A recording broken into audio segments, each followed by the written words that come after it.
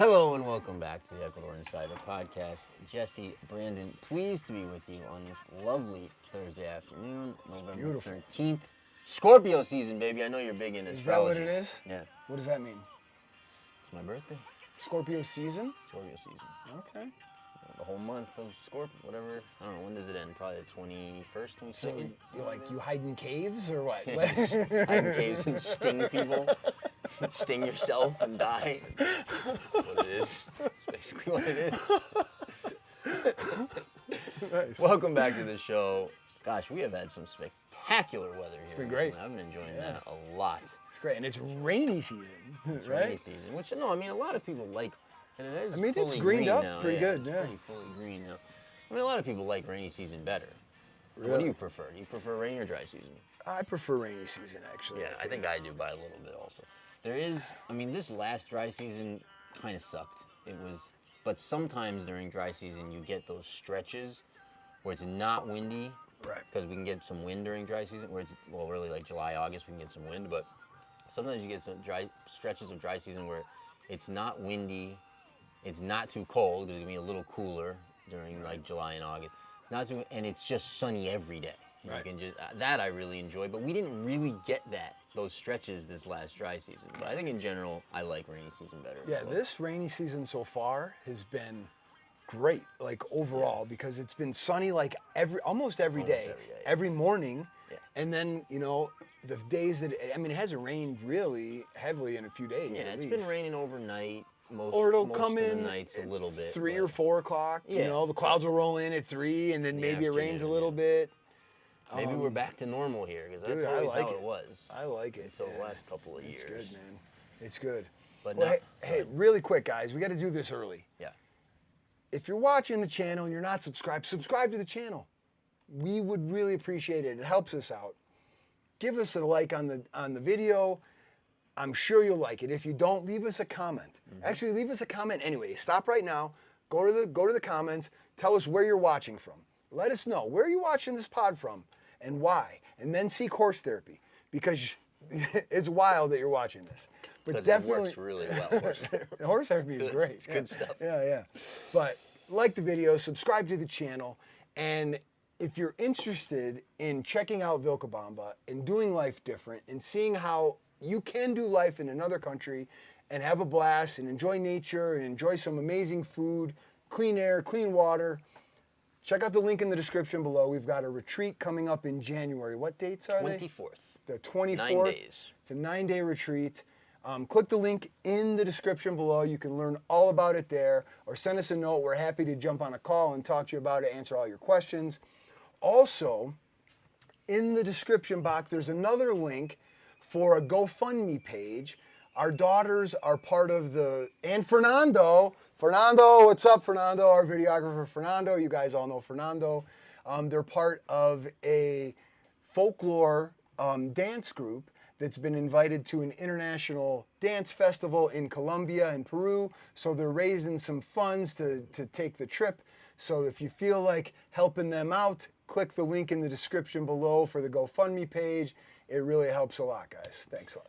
Yeah, and just to touch on the retreat for a second, because it's like, we don't run, like, the retreats are fun, we enjoy them. I love them. It's really nice to meet people, and I think for us probably, I think I can speak for you to say, the most rewarding part of the retreats for us personally is we get to see sort of very often with almost everybody sort of this cloud that lifts off of people while they're here, as they realize that some of their dreams and aspirations and ways of living that maybe they've really wanted to but thought were impossible actually are possible, which is really enjoyable. So, but we don't run the retreats just because we we want to make money and we just want to have a lot, we just want to have fun and blah. Although, those of course are aspects, but we run the retreats, guys, because this place does offer solutions that a lot of the world is looking for right now. So many people who are aware, kind of whether it's politically or socially or however people view what's going on in the world and some of the negative things, whether it was things that went on in 2020 and some of the tyranny stuff, whether it's health stuff, whether it's just freedom things, lifestyle, culture, what we have here is just completely different than what you're used to if you're coming from quote unquote the developed world, and you're used to the way society is there and the culture is there and the lifestyle. And for most people in the West, what we call the West, for most people, people are relatively like stressed and sick, and it's a tough lifestyle. Like, it's a very high stress lifestyle. It's tough on your nervous system. It's tough on your pocketbook. It's tough on your relationships. It's tough on all of it. And in many cases, you just have less freedom than you want. And so, the reason we like to share this place with the world is because, well, also it's important to us kind of who lives here and who comes here, because it really does need to have the right people. Like, we don't want a bunch of sort of angry Karens running around, Vilcabamba. We want to have, sort of people who care about, the community and care about freedom and care about their neighbors and care about their health and care about, sort of those kinds of things, and, whatever others you want to put on it, but just good people, right? Who respect the culture and all that. And so, tradition. And the traditions, yeah. And so, so the retreats are a way for you to come for those 9 days and just very, like, viscerally and mentally both, but experientially just understand everything. And so people have incredible experiences. I mean, I can't stress that part is really rewarding, just to see people have basically spiritual experiences, on these retreats where they open their eyes to a whole new sort of possibilities, and most of the people that come end up moving here. Right. Not everyone, certainly, but probably 70% or more. Right, it becomes real. End up, and it changes their life, and it's beautiful. So if you're interested in learning about a new lifestyle, about understanding a new culture, about going on an adventure, experiencing some great nature, if you're interested in finding a new way to be healthy, to learn about alternative health practitioners, if you're interested in learning about what it takes to actually, the tactical side of what it takes to pick up your life and do it differently, and the legal and the logistical and the visas and the immigration and the pets and all of that stuff, make a New Year's resolution. What better time than right now? Make a New Year's resolution to learn about it. Click the link in the description below. Check out the retreat. It's in January. It's a great New Year's resolution. At least you'll leave, I promise you'll leave the retreat with all the answers to those questions, to know whether, hey, I want this to be my next step or not. And if it's not, you're still going to walk away with great friends, maybe lifelong friends. You're going to walk away with great memories, with amazing food, and amazing adventures. So we'd love to see you down here. Click the link in the description below.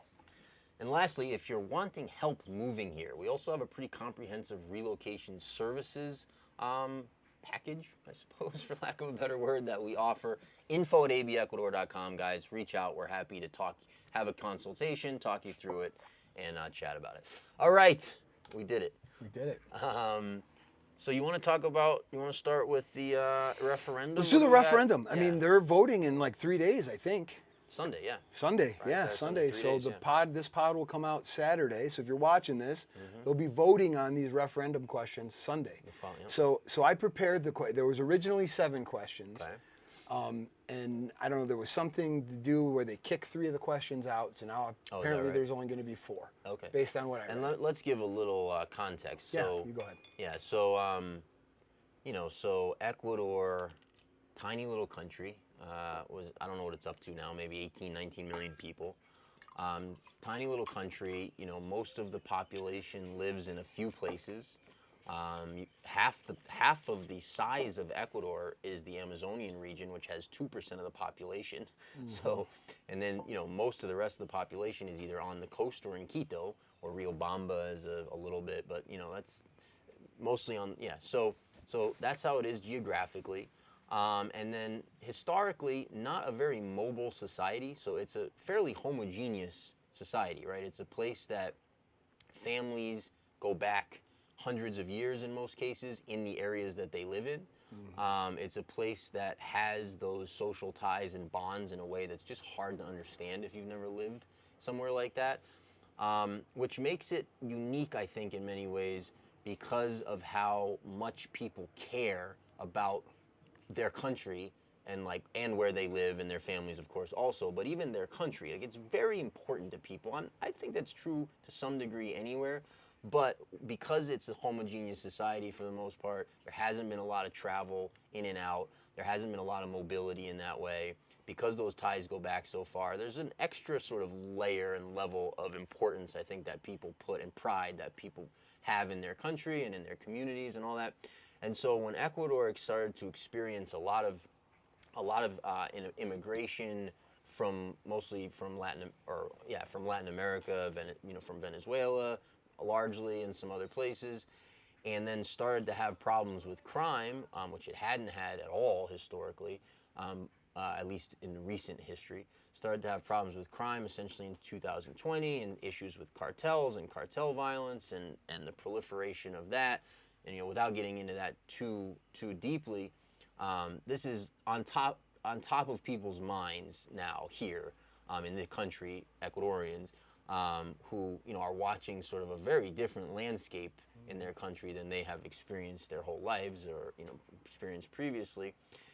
And so the referendum is taking place in that context where people are wanting more security, wanting crime, wanting to get rid of crime, and wanting a harder, a strong response to that. When the Constitution was redone here in 2007, something like that, under Correa, he was a socialist, called himself a 21st century socialist, and part of his ideas was pretty soft on crime, right? Mm-hmm. And maybe that was okay at that time. Right. Maybe Ecuador didn't need, it was very safe. I mean, maybe Ecuador didn't need the heavy-handed approach. That's up for anyone to debate. The 40s, and with the mobs. Yeah, right. Back in the day. And so, but as things have kind of gotten, as the landscape has changed, and it's not just all these little communities aren't just the nice people who have been there forever, who are so sweet and kind and police their own kind of areas and all that. As we now have actually criminals from other places that have come into the country and are used to a different level of violence and all this kind of stuff. People do not want that, and so there's been that's kind of what Noboa got elected on, and now we have the referendum. I think a lot of it, I haven't read any of this, but I think a lot of it is essentially around security, wanting to increase security. And then the last thing I'll say is just, so it is very important to understand, like, we're going to talk about the referendum and sort of as it relates perhaps to the country as a whole, but looking at Guayaquil or Manta or Quito or Esmeraldas or Machala or any of these places that have experienced some of the larger problems with the cartels and things like that, those places just couldn't be any more different than where we are. So, when we're talking about this stuff, it's important because we live in the country, but Vilcabamba and this region and the Loja province and the Loja region, essentially kind of fly above the fray. Like, it's a very different landscape here than people in Guayaquil who are like, we need security, right? That's not those kinds of issues. We're not on any of those supply routes. There's nothing anyone wants here. There's nothing that people, so even though we have seen a little bit of effect over the years where that's changed a bit even here, we're talking about, this place is really not going to relate all that much to some of this stuff that is important nationwide. Yeah, and that's good perspective for people to have, because places like Esmeraldas and parts of Guayaquil and parts of even Quito, there's parts where you don't want to go, right? But there was parts of Chicago that I knew not to go to. There's still parts of Chicago today that I know cops won't take calls in, right? So it's all relative to that. Does that mean there's nowhere safe to walk in Chicago? Of course not, right? But just on the bigger picture, man, like, we're not near any of those like sizzle points in the country that's the size of Colorado. Like, that's where, so that's good perspective for people, because it's really easy to get sensationalized by one Wall Street Journal article about, cartels, or the Frontline documentary or whatever they just put out, with the, they're traveling around doing in Esmeraldas and scaring the crap out of people. Like, yeah, well, Right.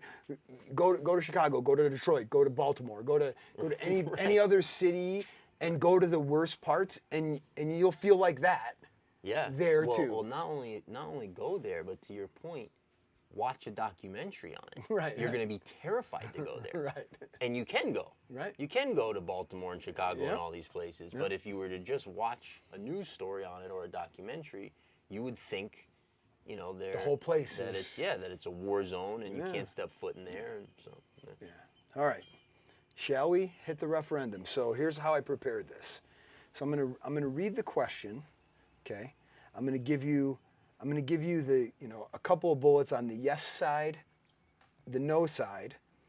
I'm gonna read between the lines just a little bit, and then I'm gonna give you the current public sentiment based on, well, some polling or what? I mean polling that I could find on like Twitter and Okay. some basic. I mean, I don't Set know up how there. It's something that I found that's people voted on. I don't know. So like it's not like there's like these big comprehensive polls for this stuff.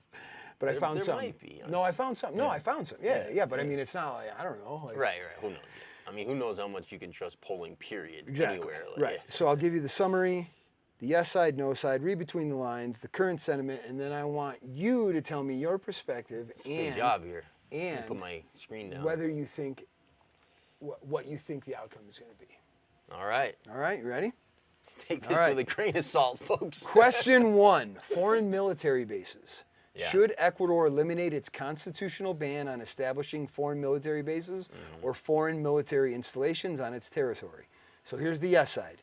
Tackles crime, drug trafficking, gangs with foreign military cooperation, right? So brings advanced intelligence and deterrence capacity and shows Ecuador as provocative and globally cooperative.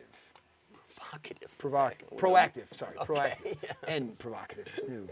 Bow, chicka, bow, bow. All right, the no side. Undermine sovereignty, of course, could lead to dependency. Doesn't solve the root cause, like poverty or corruption. Sure. For the and then we had a previous base in Manta that raised local and legal concerns. Okay, so that's the no side. Reading between the lines. The security crisis narrative may open the door to long-term foreign presence. Number 1, there's a possible trade-off, foreign-based permission tied to investment or leverage, and then could set a precedent for reduced oversight under security jurisdiction, right? So this was interesting to me. The polling, which I found. Let me just guess. Okay. I think people view that pretty negatively. Okay. The polling was yes Oh, by 9%. okay. I found there was another survey that I found that said no by like 4%. Okay. So who knows? So who knows? Yeah. But the But fact maybe that I it's about found, split or yeah, something, yeah, yeah. I don't know. So Right. that was interesting to me. So that's it. Yeah, so my what say you? guess would be that one gets voted down. And I don't even know for sure where I stand on that one. That one's a little tricky for me. But I will say this. I mean, look, I don't want to, like, we all understand the CIA runs drugs and has done that forever. We all understand the DEA is not clean and, Right. Has been involved in drugs and all that.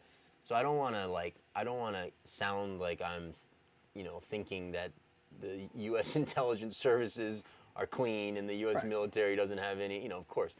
So that being said, you kind of, unfortunately for countries like Ecuador, who, yes, they have a military, but not, there's no air force, there's no, like, they don't really have a military. For countries like Ecuador, who have, small countries with limited budgets, limited military, etc., they kind of have to choose who they align with. Right. Right? Which is basically the U.S. or China. Right? Those are. Or Russia. Yeah, right. Which is kind of the China bloc, but It could be.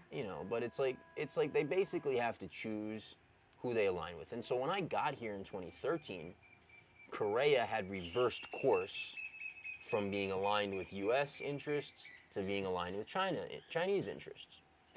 And so China basically gave Ecuador very high interest loans for many years that then secured resources for China, oil, gold, copper, etc.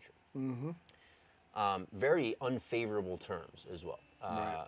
for Ecuador. And so, a lot of people were unhappy with that, rightfully so.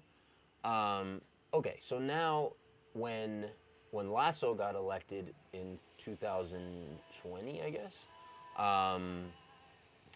we had a shift back to away from China back to aligning with the U.S.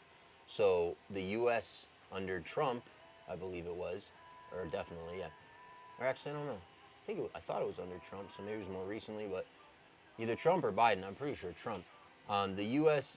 covered some of those loans that Ecuador had from China in order to get that sort of power dynamic shifted. And so, yeah, so Lasso aligned more with the U.S. and since then, that's continued. So Noboa is aligned with the U.S. He's aligned with Trump. Bukele, is kind of part of that. Malay or whatever his name is in Argentina, and sort of that group of leaders are much more aligned with capitalism and U.S. sort of ideology. And so, it is. I just didn't think it's important in that context. Like Ecuador, also the port, 90% of somewhere right around 90% of all cocaine globally gets exported through Ecuador. Right. Which produces next to none. Yeah. Maybe zero. Right. Basically, yeah, I think it's zero essentially. Yeah. So, again, as a country that does have like everywhere in the world does have some amount of corruption, and the cartels have a credible amount of power globally. If look at Mexico, look at the whole world, really, even the U.S. now. Cartels have a credible amount of power globally. Ecuador is in a difficult position to combat that. Right. So having the muscle of the U.S. truly could be very useful if there's a sincere effort to remove the cartels or get them as under control as you can, and blah, blah, blah, blah. But I'm very sympathetic also to the other side, where it's like you don't want to be a proxy for the U.S. You don't want to be a satellite country or whatever for the U.S. So yeah, we'll see. Yeah, I mean, I think it's probably strategic to align, with, like Venezuela. Like, what did they do in May?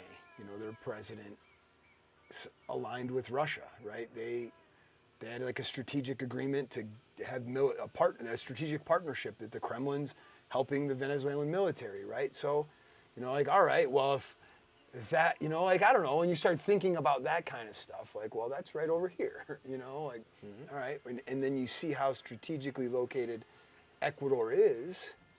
Even though it's small, I mean, it's important. It's probably important to Russia. It's probably important to China. Yeah. It's important to Europe. It's important to the United States. Yeah.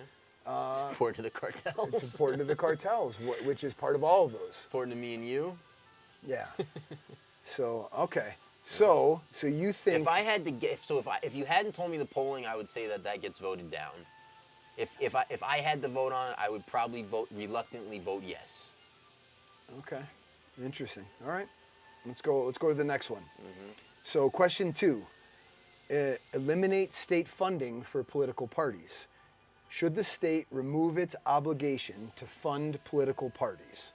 That's an interesting one. It's quite an interesting. Really? I didn't even know this was a topic. Yes. Huh. So the yes side obviously cuts waste, corruption tied to political subsidies, encourages voter-based party support, and saves taxpayer resources. Okay. The no side is benefits wealthy, more wealthy-backed parties, harms small, grassroots parties, increases dependence on private donations, reduces transparency, and weakens pluralisms in a democratic balance. Right. So that's the no. The reading between the lines, obviously, again, just repetitive, but it weakens opposition in smaller movements, grassroots movements. It may centralize political control under the guise of clean politics, right? And the power consolidation, risk. I'm not sure that's really reading between the lines, but that's it. So, This is an interesting one. So is this like this almost strikes me as an IMF type order, Yeah. you know, where it's like, listen, you know, we need a two-party system that we can control, you know, Right. like we have in the U.S. You need a false dichotomy that actually. So get this under control, Right. bruh. Like, Yeah. kind of strikes me as that. Agreed. Yeah. So do you want to hear the polling before you answer or after you answer? Gosh, it's so interesting because Ecuadorians are so cost conscious and they so don't want the government to just randomly spend money. And so I'm sure they have that sentiment of not wanting public money just from a cost savings perspective. But I'm thinking, I'm a little, I do have some information that I wish I didn't have because I've heard that most of these questions have pretty good support. But if I didn't know that, I would say probably 55, 60% would be against. So the polls show about a 14% yes advantage. Yeah. Interesting. I think a lot of this kind of just goes back to the support Noboa has currently. Yeah. You know? I don't think I would be for that one. I mean, the political, I kind of like the way they do elections here. I mean, I think they're fraudulent like they are in the U.S. and everywhere else. But on the surface, I kind of like the way they do it because there's certain requirements you have to meet to become a political party and have a candidate. Yeah. And then if you meet those requirements, you get the same money as everyone else. And then you're not allowed by law to campaign almost ever. There's a little window. It's like a month or two. You could look it up. It's a very short period of time that you're actually allowed to campaign. And then you've got all these parties campaigning like crazy. And then, you know, usually on a ballot, you'll have 13 options or 18 options or 12, you know, whatever. You have a lot of options. What, is this like a New York City mayor election? I mean, much more so even, yeah. And then, you know, it's a very short political season. Then you vote. If you don't get it to a certain threshold, there's a runoff. I think it's 40%. I don't remember, but I think it's 40%. Someone has to win 40% of the vote overall. Otherwise, there's a runoff or win or have a certain margin. And I think And I don't know, I think it's a pretty decent system. I think if you took public money out of that, yeah, you would certainly, the balance of power would shift dramatically towards business interests and wealth basically. Yeah. And I don't know how good that is. I don't either. Yeah. All right, let's move on. Number 3, reduce the number of legislators. Should Ecuador reduce the number of National Assembly members from 151 to 73?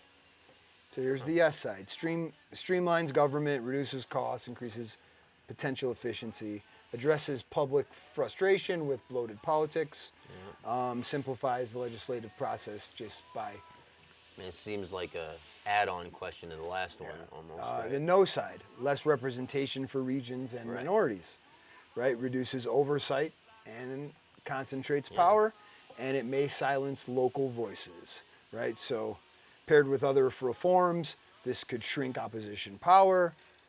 It's framed as a reform, but it may limit democratic breadth and health. Yeah. And it's an executive-friendly structural change. I think I'd be against this also. Yeah. Okay, so the current public sentiment, 17 plus yes. 17% yes. Oh, man. A couple of these might be just sort of seems like deep state orders, basically. Yeah. They watched a lot of Dumbo in their youth.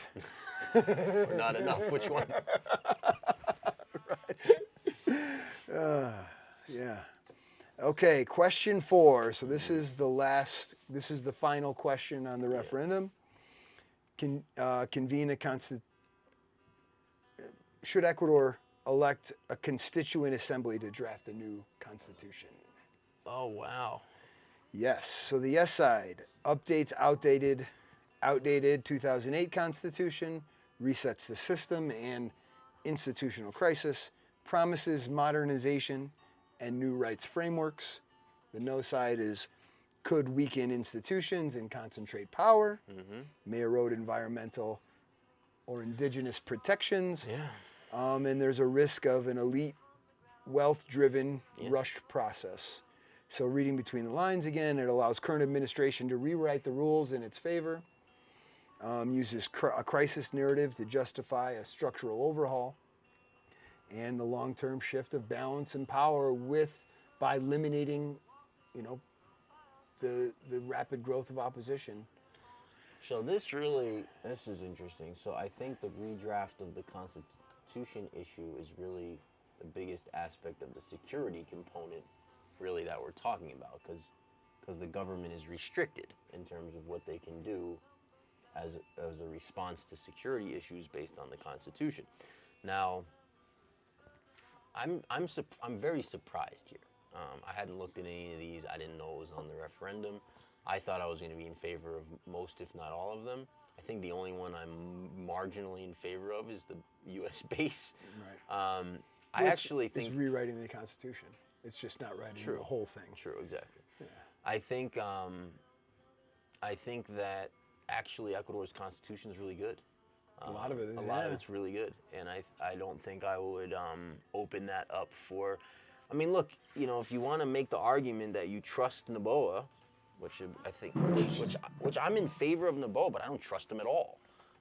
Right. Right. Like, if you want to make the argument that you trust Noboa and that he's sincere in his efforts against the cartels and so forth, and you just want to give him whatever he wants because you're hoping and thinking a Bukele-style transformation in Ecuador, like happened in El Salvador, is going to happen. Okay, I get it. I would like to see that also, right? I would like to see a El Salvadorian style change here. That being said, even if you like Noboa, he's not going to be the one that's always in power. And so, what happens when you get a new Correa, or a new Chavez, or from Venezuela, or a leader like that, who's not so interested in who wants to implement more Chinese or Cuban style governance? It would be concerning to me to have power so concentrated in the executive branch. Yeah. Interesting. I thought, so I don't know, if I decide to vote, I'll probably vote no on 3 of those 4, I think. So the current poll, Interesting. yes, leads by about 11%. Really interesting. All right, well, we'll see. So yeah. Looks like the fix is in then, huh? So people have to decide if it's good or bad. Feels right, man. I don't know. What do you think of what's your honest assessment on Bukele in El Salvador? Is that a fixes in situation as well, or is that actually like a quality leader who cares and did good? I don't know, man. I didn't follow it enough. It seemed like he came out of nowhere for me. He did. I don't know if he actually did. He did into my sphere, right. but I'm not into all the South American, Latin American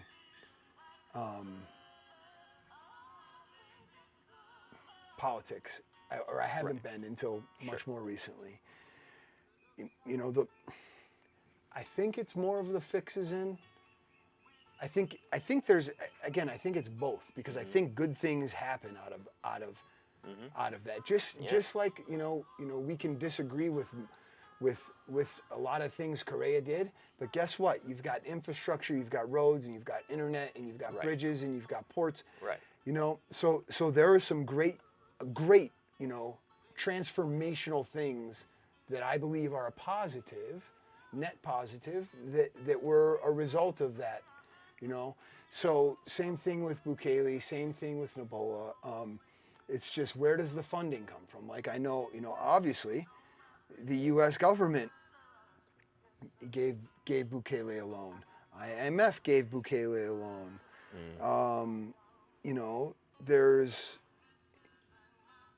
So, all right, who are you beholden to?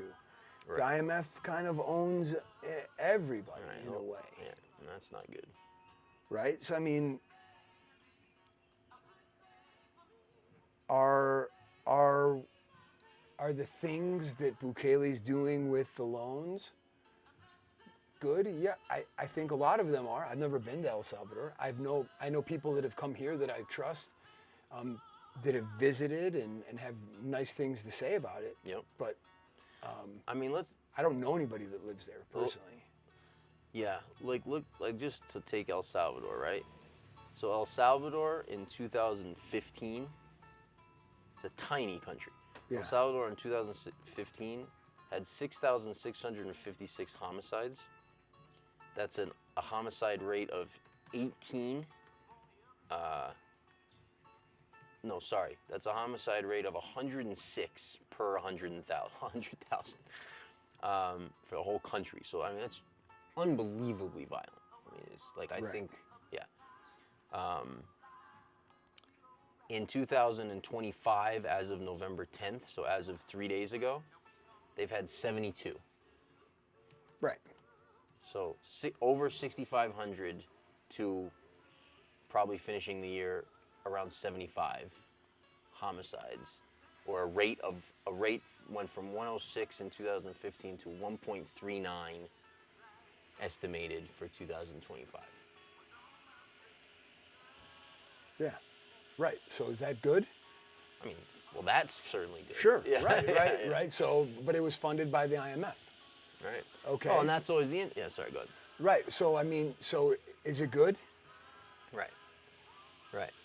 Yeah. I don't know. Right. You know. Yes. Right. If the goal overall is just simply to make the executive branch really powerful, then you can make a very strong argument that it's not good.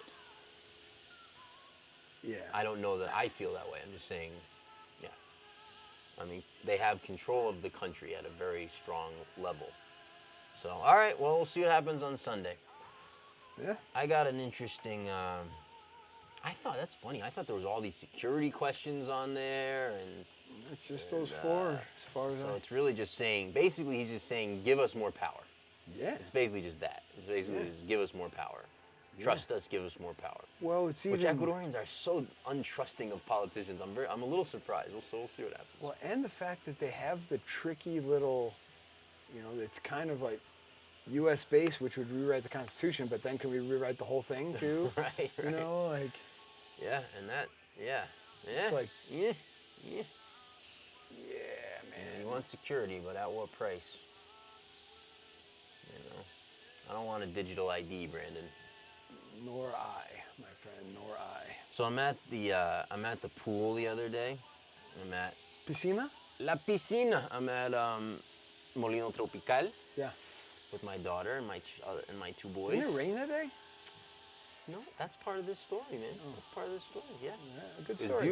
was beautiful, and then the skies opened up. So this is a microcosm. So I'm sitting there with Kirsten, and she's in the pool, and at one point, and she's swimming I'm swimming, we're all hanging out, and then at one point I'm sitting at the table with Kirsten, and the boys are in the pool, and everybody, you know, there's probably 15 to 20 people in the pool. There was a lot of people there that day. And it's like a torrential downpour. Yeah. And it's been a torrential downpour for at least, at this point when I made the comment to Kirsten, at least 20 or 30 minutes. And what I realized, I said to her, I'm like, you know what? I'm like, this is a great example. I'm like, this is why I love it here. This is why Ecuador is so freaking awesome. Because if this was the States, they would have cleared the pool out 30 minutes before it rained. Right. Everyone out, they'd been blowing whistles, and everyone would have been out of the pool, and security and safety, and you know, you can't swim in the pool because there's lightning, it could be lightning. And I don't know, for me that was just such a great example of the difference in the two cultures, and why for someone like me who's really oriented around freedom and humanity and space to operate and space to be alive and space to be human and all these kinds of things, this is just such a perfect culture, because not a single person got out of the pool that was in the pool. Not one parent was like, get out of the pool, because there's this danger of lightning or whatever. And yeah, so that was it. That was it. That was it. Yeah. So I was just looking at this. El Salvador never signed that IMF loan. Oh. Really? I just was. That's really interesting. They were about. I knew they were. That was negotiated, but it says El Salvador never signed the extended fund facility with the IMF. Mm-hmm. The deal collapsed due to its disagreements over Bitcoin as legal tender. Mm-hmm. Ah. Oh, that's interesting. Right. So where did it get its funding from then?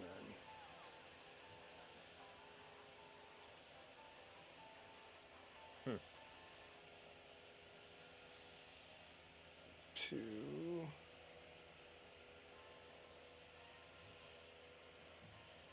must be just bonds in the U.S. and yeah, I don't know. I'd have to do some research on where their debt comes from. Yeah, interesting. That's very interesting. Yeah. Yeah. Let's see, man. What else I got here? Here, Brandon. Let's talk. Let's get esoteric, baby. Okay. Did we do that? That was the preamble. It doesn't count. The preamble doesn't count? No. You have it during pod. Ah. Esoteric section. Yeah. Yeah, guys. If you've made it this far, and gosh, I'm sorry, but you probably, you know what? Actually, I'm not sorry. You're not sorry. I'm not sorry. Yeah. I'm not sorry. The referendum stuff. I hope you learned something from that. I did. I don't know. I did learn reading about that. It made me think about things differently. So hopefully you did as well. So if you like that, give us a thumbs up, like the video, subscribe to the channel if you're not. Check out the links in the description. Check out the retreat. Check out the GoFundMe page for the international folklore dance group Nukanchi from Vilcabamba. Give them some support. We appreciate it. And what else? Put a comment. Comment. I don't know. Comment where you're watching this from. If you're watching this far, where are you watching from? If you haven't done it when I asked you to do it in the beginning, just take a second.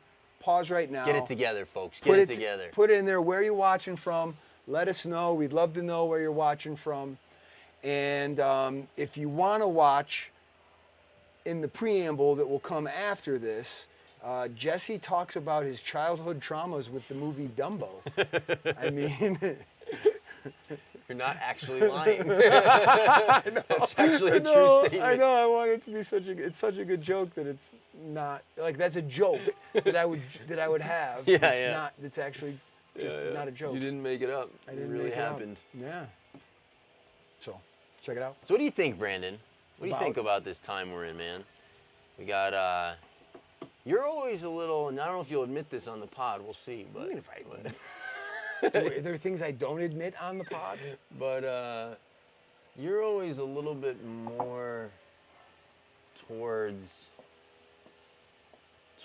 thinking that a lot of the stuff that's happening is more controlled than I am a little bit. Controlled in what way? From like a negative standpoint, you know, from a standpoint of the fix is in on lots of things. That for me, I don't think are part of the plan. I think it's part of the awakening. Yeah, I don't believe in the awakening. That's probably the problem. Right, right. So yeah, exactly, yeah. There is no awakening. Yeah. It's just people doing people things on a fallen planet, fallen realm. Okay. Well, let's flesh some of that out. Yeah. But here's here's you know. I don't know. I feel like you've shifted a little bit on this stuff, but maybe not. Shifted what? But you know, for me, right? And I know you agree on this part. For me, we're just in the most beautiful time to be alive. Yeah. I've never seen better energy, more space, more healing, more good things happening, blah blah blah blah. But it's very dichotomous. It's very dualistic because we're also seeing hell, right? We're also seeing I think it's geographically driven. Yeah. It seems to be very geographically driven, and we're what's going on in Uganda and in Gaza and all kinds of other places, and even just politically in Europe and the U.S. and Canada, wherever whatever you believe, also looks in many ways, absolutely terrible, right? And so it is very, even Ecuador, like we live in this little paradise where we live in this just magical, beautiful community with all kinds of good people doing all kinds of amazing things. And for me, is the most heartwarming, beautiful, place to live. And it's just But wonderful. Esmeraldas. Right, but right. You Right. look at the country as a whole, and it's like, right. Right. Well, that's the microcosm of everything. Like Ecuador Yeah. is just, like anywhere you are, you could find that microcosm, I think. Yeah. Right. So it's, it's why, where the population centers, what level, what level of consciousness, or where's your consciousness from a sovereignty perspective at where you are anywhere in the world, right? In a big city, it's much harder to even conceptualize sovereignty, because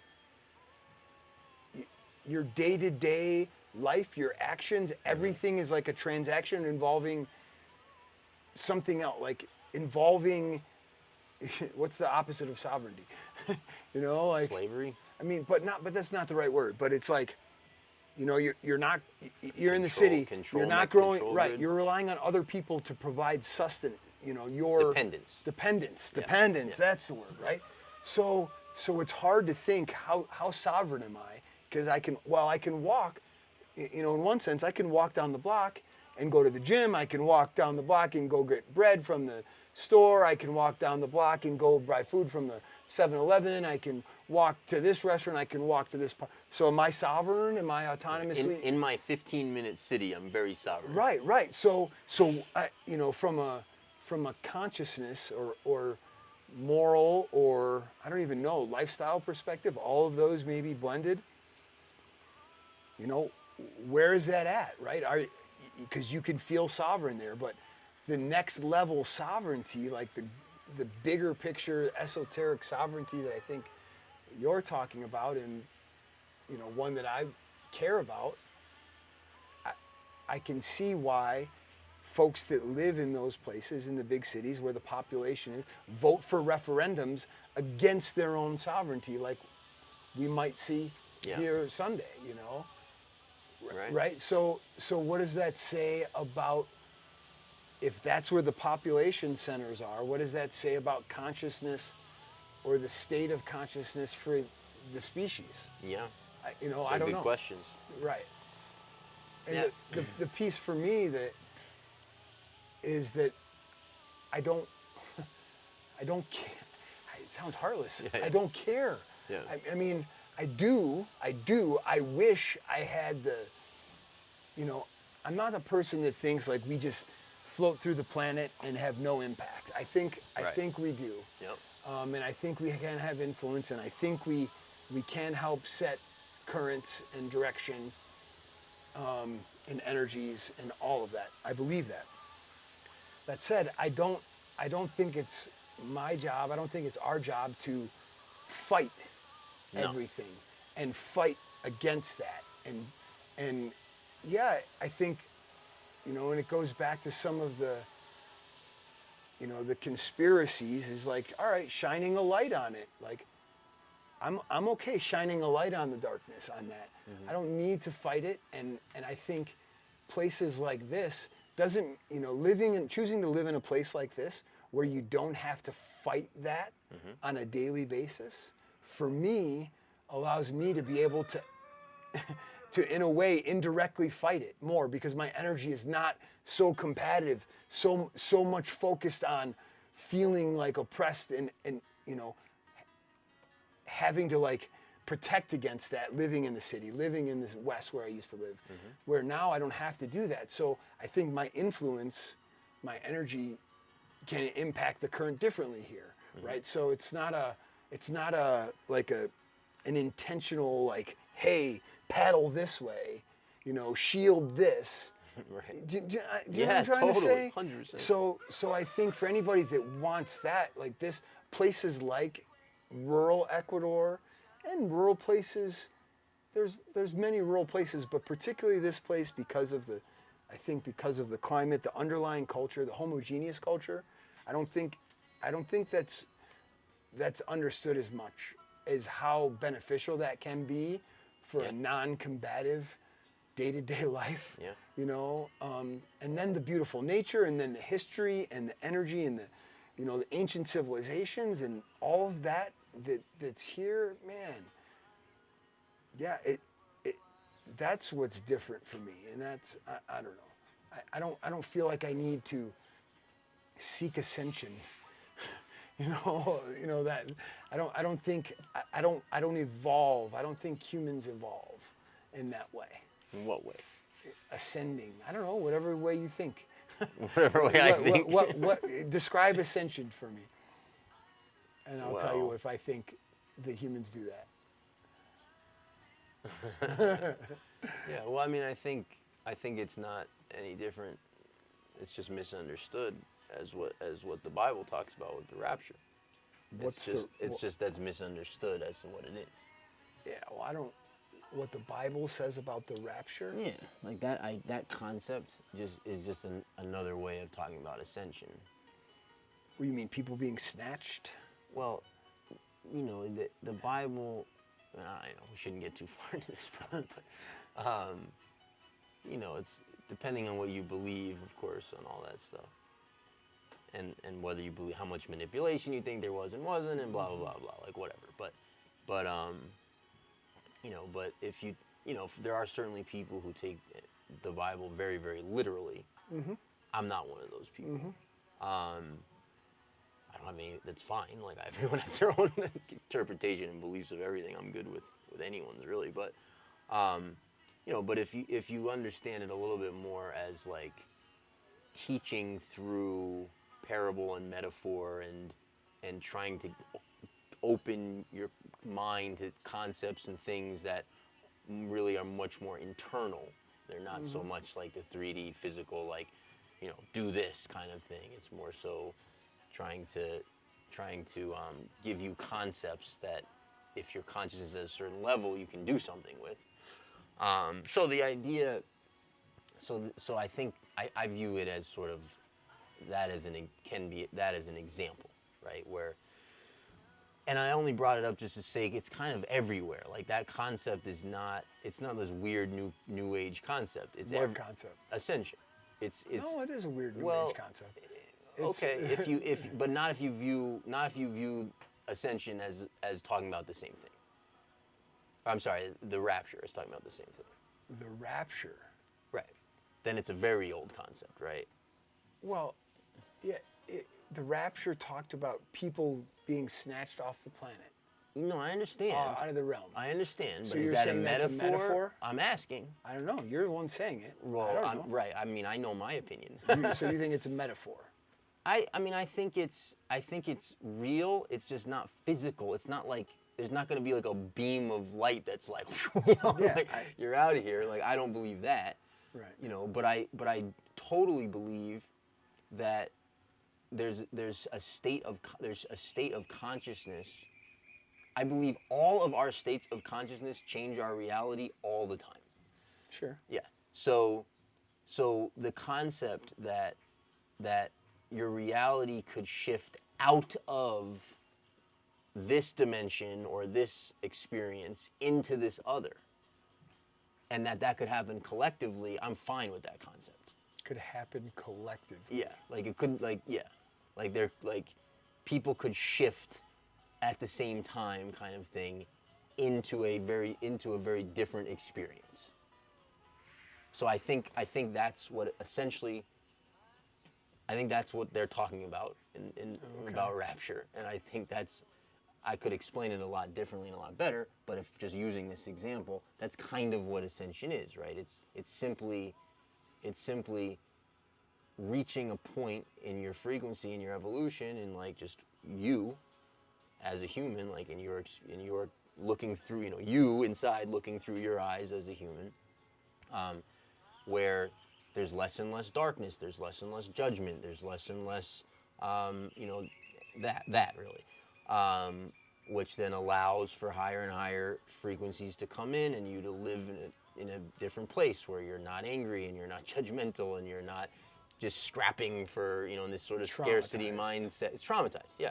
And scrapping for, you know, the scraps of earth and, you know, this kind of thing where you we're in a process, in my opinion, where the consciousness of humanity is elevating. Not all at the same time, not all in the same way. Well, there's of course. plenty of examples. From that perspective, sure. Yeah. But, so that's what it is to me. I think the Bible says that the only way to do that is through the belief of Jesus Christ as Lord and Savior. That's the only way. Right, but then you have to because define Jesus Christ took your trauma. It's a choice. So you just have to make the choice to have a personal relationship with Jesus Christ as Lord and Savior. He already took your traumas. He did all that for you. So if you have a personal relationship with Jesus Christ, that's it. Then this fallen world, Satan's realm, this place, you're going to be welcomed into the kingdom of heaven. Right. Through so is that Jesus is Christ. that right? Of course. I mean, that's, Right, but that's the difference. certainly the mainstream interpretation. The difference is, your version of ascension is because of you. No. Yes. No. You're choosing. Yes. No. What is it? Who's it because of? Ultimately, God, of course. It's because you're seeking No, not at all. to resolve your traumas and your karma. Yes, you've said it 1,000 times. I never said that you go through that process because you're seeking. But how do you? Yes, you're seeking to resolve your traumas, which means you need to understand new knowledge, mysterious knowledge, and the secrets of the universe. I never said any of that. But that's what you do. No. Yes. No. What? Yes. Not really. Yes. I mean, I like to heal trauma. Well, certainly, I'm not saying. When I'm saying you, I'm just saying like, that's what the philosophy does. I don't agree with that. What do they do? Well, there's no they, man. There's Okay, everyone has their own views on everything. Oh God, yeah, that's okay. Yes, we could say that argument about everything. Right. Well, of course, you Yeah. should. So the point though is that the New Age, quote unquote, version of ascension is by them doing it.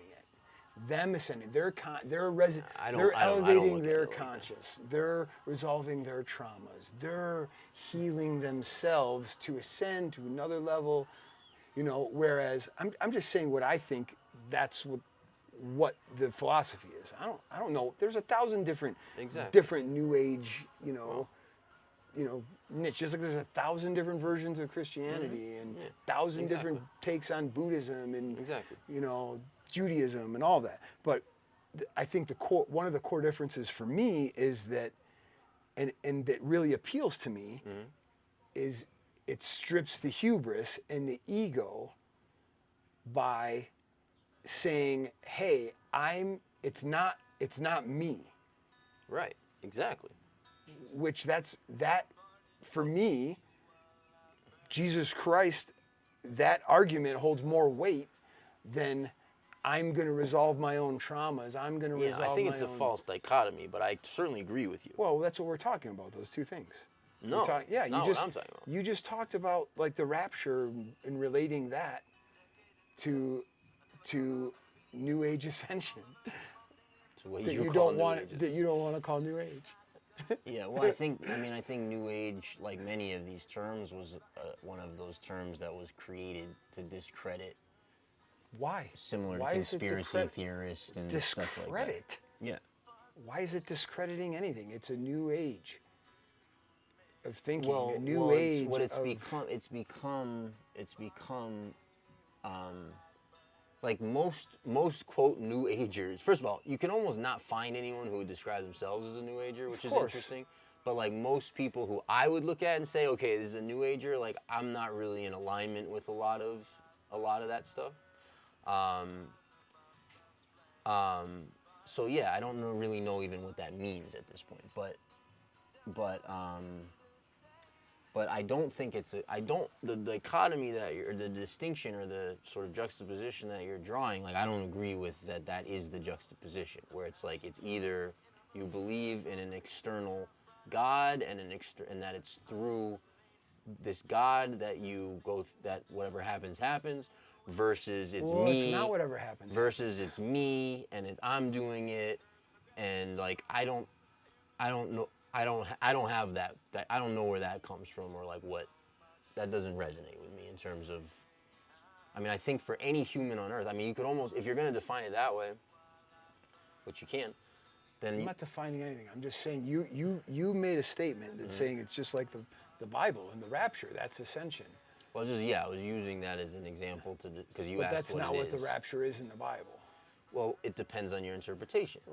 Well, right. If you're Yeah. a New Ager interpreting the Bible, yes, of Well, course. sure. Well, if Versus, you, well, but right, or but, a- but or a- like you said, there's 1,000 different variations.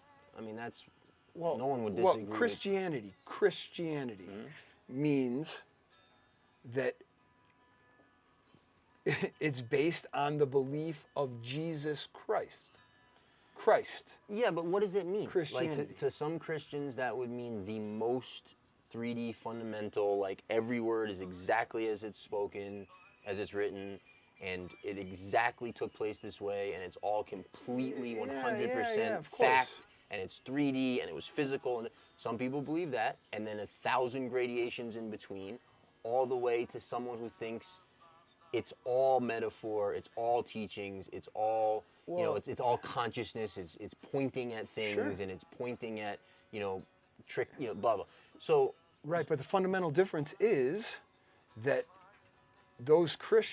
anybody that is a true Christian, or a Christian that believes not in Christ's consciousness, that's not Christianity. okay, That's not like from a religious standpoint, that's sure. New Ageism, bastardizing Christianity. From your perspective. Those are new. That's who's talking. I mean, Yeah, fair enough. like you can keep, like that's the truth. For That's you. New Age concept, but those are New Age concepts Sure. bastardizing Well, I don't know. Christ as Savior. That's exactly what it is. Now, listen, I believe there's all kinds of true spiritual books in Enoch and Watchers and Jubilee. There's all kinds of books that aren't in the traditional mainstream Bible that are amazing and esoteric and spiritual, and that many Christians would say are not. That's blasphemy. That's not part of Christianity. The fundamental difference, though, for me and for anybody that says they're a Christian, is that there's not, I don't, and maybe there are, but I don't know any Christian sects, denominations that don't believe the only way to what you would call ascension is through the personal relationship with Jesus Christ. Without that, anything that if they call it Christianity, I would argue that it's not. It's a version of something else. Yeah, but I mean, it seems like you're defining Christianity based on organized religion. No. And I wouldn't agree with that. I'm not. I'm saying I'm defining Christianity by a close personal relationship with Jesus Christ as Lord and Savior. Under that, well, I don't know about that particular verbiage. I think that comes right back to kind of what I'm saying. But what do you mean? Well, I know a lot. There's a lot of people I follow who call themselves Christians and believe it with every fiber of their being, and they quoting the Bible constantly, and they're talking constantly about. And they channel Christ consciousness too. No, not at all. Their beliefs around their beliefs, which are biblical beliefs, and that's their belief system. Who from their level of understanding of the teachings, for right or wrong, of course, their level of understandings of the teachings are not at all in line with organized religion, and many of them feel pretty strongly that organized religion was hijacked, and that it's essentially acts as a barrier between you and God. Sure, of course. And I mean, look at Presbyterian. Look at any of the churches, mainstream churches, Presbyterian churches, some of these other non-denominationals where they've got, I mean, whatever. They've got blatant transgender pastors, preaching. Like, I don't know, that doesn't seem to align, to encourage. Yeah. You know, Sure, but but those are Christian churches, and those people believe they're Christians too. right. Right. Yeah. Yeah. Exactly. So I don't Right, know. but do those people have a close personal relationship with Jesus Christ? That's the differentiating factor that I think. Right. Yeah. I'm not to say they don't. I'm not here to say no, you don't, because you have, you're born a biological man and think you're a woman. And I'm not here to say you don't have a personal relationship with Jesus Christ or any other belief system. You're not going to sit in judgment. Right. But I would question, do you? And if you don't, can you call yourself a Christian? Should you call yourself? So then So then Does that make sense? Absolutely. So you would feel then the same way about most members of organized religion. Yes. Yeah. Okay. Yeah. So I mean, I'm fine. That I'm fine with. Yeah. Because it's not. I think. Yeah. I don't know. I don't even know why we're talking about this, but yeah. I mean, I think there's no less delusion amongst the hardest of hardcore, the most fundamental, organized, has to be this way. Yep. There's no less delusion amongst those people than there are amongst people who are like, it's all just, we can just do anything we want and it doesn't matter. And, right. And from my perspective, not one of those is more deluded than the other, like by definition. So for me, it just comes down, it's just sort of what do you believe the teachings are, if you believe in them, and how do you interpret them, and what do you do with that? So I don't personally, like, my view, and this would be described, I suppose, by some as like new agey, but like my view is that most of all of the ancient texts, Bible included, are teaching very similar things, very similar concepts, very similar things. And so, but that would be viewed as, of course, as blasphemy by a lot of people, and would be viewed as absurd if you're very interested in the very like specifics, like this is what happened and this isn't it. No, you got to call it this name and not that name, right? And all that kind of stuff. And that's kind of goes back to a bunch of the concepts that we've talked about in this podcast and others about like battling things, the false dichotomy, right? So if you I'm not even saying this is what I believe, but if you believe that the Bible is literal, as some people do, and it should be, followed as these are the commandments, and it says love your neighbor like yourself, love everyone, right? Okay, what does that mean? Does that mean, no Jew, no Muslim? Right. No, like no New Ager, like or not, or does it say like, hey, live your spirit, live your energy, live your values, live your beliefs, have your personal relationship that no one else can tell you you have or don't have, but you, and live and let that influence the current. Let that be the butterfly wing that ripples the ocean, and instead of, arming up across the field, let's go, who's this? I don't know you. You believe different, Right, and I just want to, you know what I mean? I want to get off the topic, but I just want to say this last thing. I agree, of course. No, I really like what you just said, but I just want to add to that also. I lost it in that moment. So not arming up. I just want to add to that. That also doesn't mean anything goes. Agreed. I think that's important to like. 100%. It's not solipsism. It's not like, it's not, well, you can just rape children now and it's fine because who am I to judge? And it's not that at all. It doesn't remove a moral standard. No, and it doesn't remove a responsibility either. And I think that's like very important to understand. We have accountability. I have a responsibility to make sure that within my sphere of influence, I'm doing what I can to not let atrocities and evil and Yeah. ugly things take Shine place. the light. That's yeah.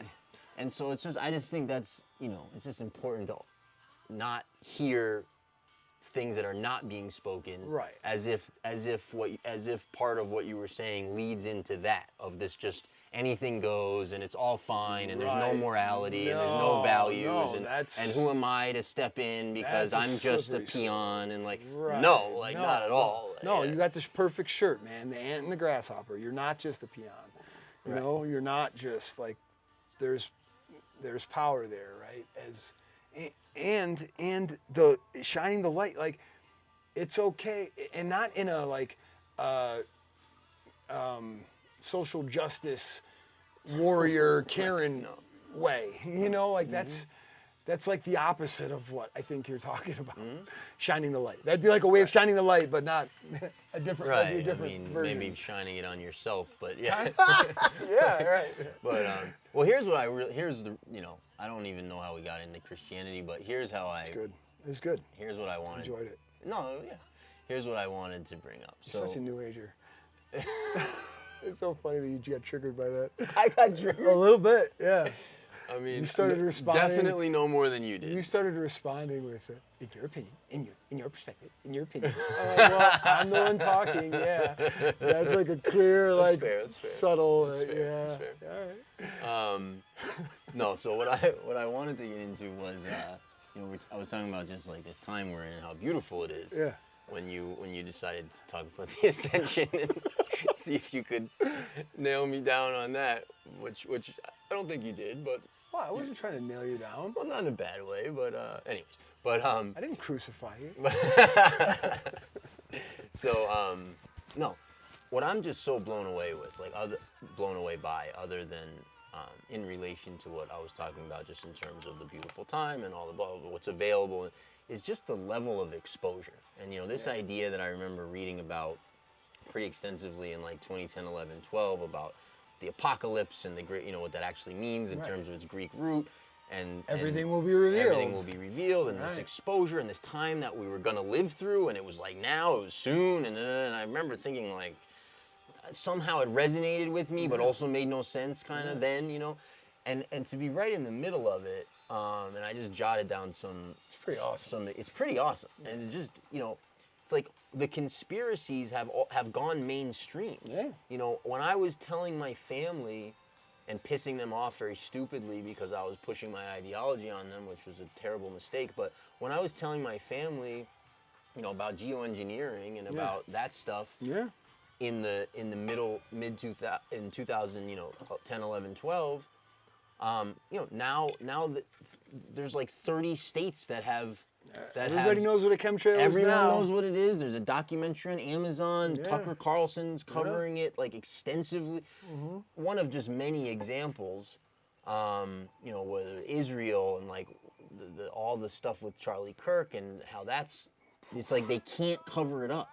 It's like they don't have the capacity anymore to just brush it under the rug and cover it up. You know, it's coming out. And the grooming gangs and the vaccine stuff and Oh, dude, did you see the map Tim Tebow published? so I saw a little clip of him talking. It was I didn't from, see like, a map. It was about some map. I don't know if it was from the FBI or it was some government map Yeah. of New York City that had all the times in the last year that someone in New York either bought or watched or exchanged child porn. Yeah, I heard him talking about it. Yeah. Dude, it was like, Yeah. it was Right, unbelievable. but there's nothing we can do, right? Like we can't figure that out. Well, right. Well, the point is though that the fact that that's coming out yeah, like, yeah, it's beautiful. hey, this right. is it, you know. Yeah.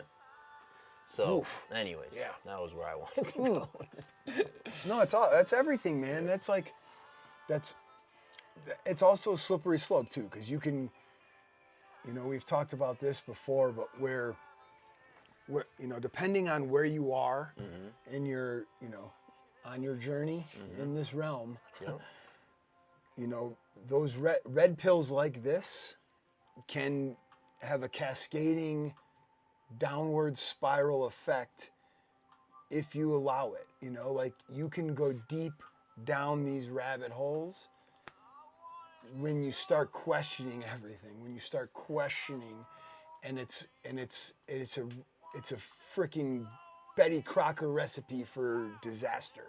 You know, if you're not ready, you know. And Yeah, you know it's what I mean? yeah, of course. I mean, it's a destructive process. Yeah. The awakening that's not happening Yeah, is a whatever destructive you wanna is call a it. destructive process.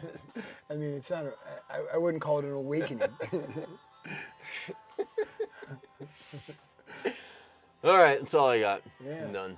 You're done, huh? Or, I don't Can't know. like You want to that. talk about something else? No, this is good. Like the harp and Yeah.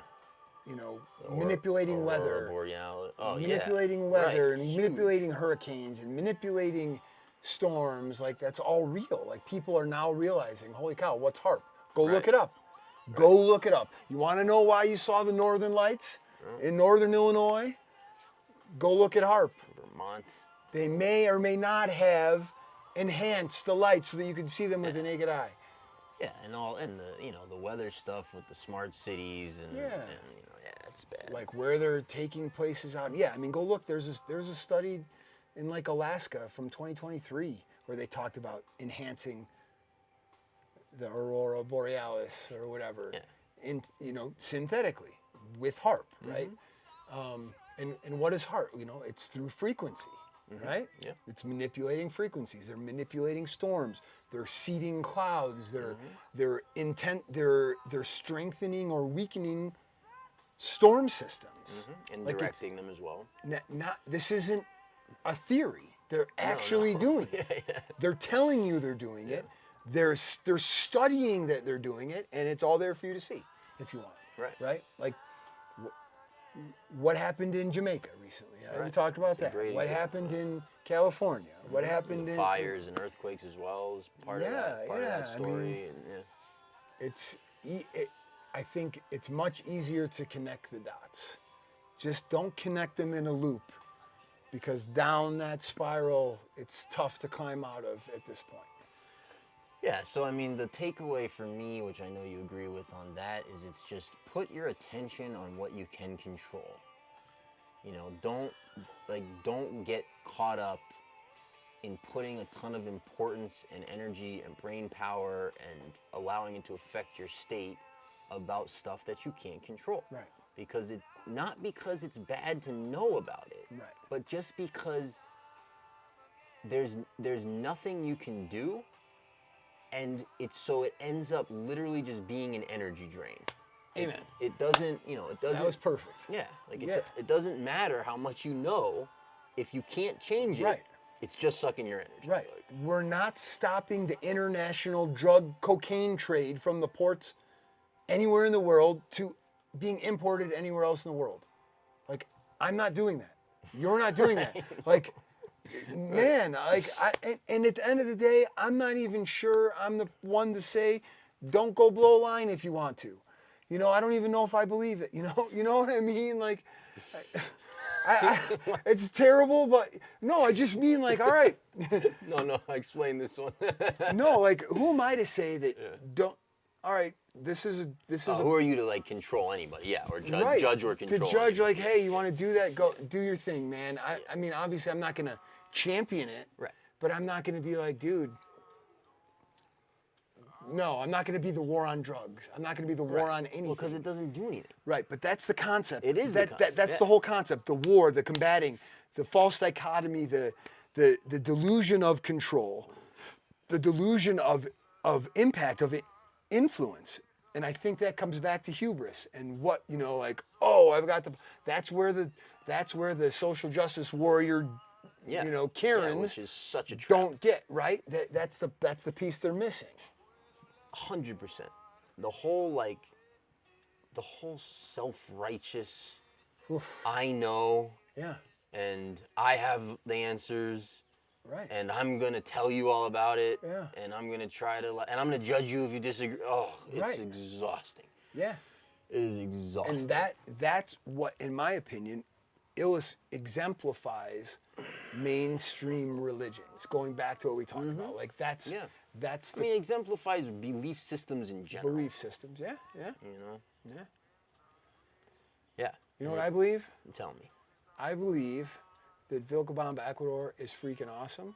Yeah, it's I pretty awesome. believe that my family loves it here and they thrive here. My children are becoming people that I could never imagine they'd become living here and experiencing the things they've experienced here. I mean, we're going to go to Peru. We're going to go to Colombia for dance festivals.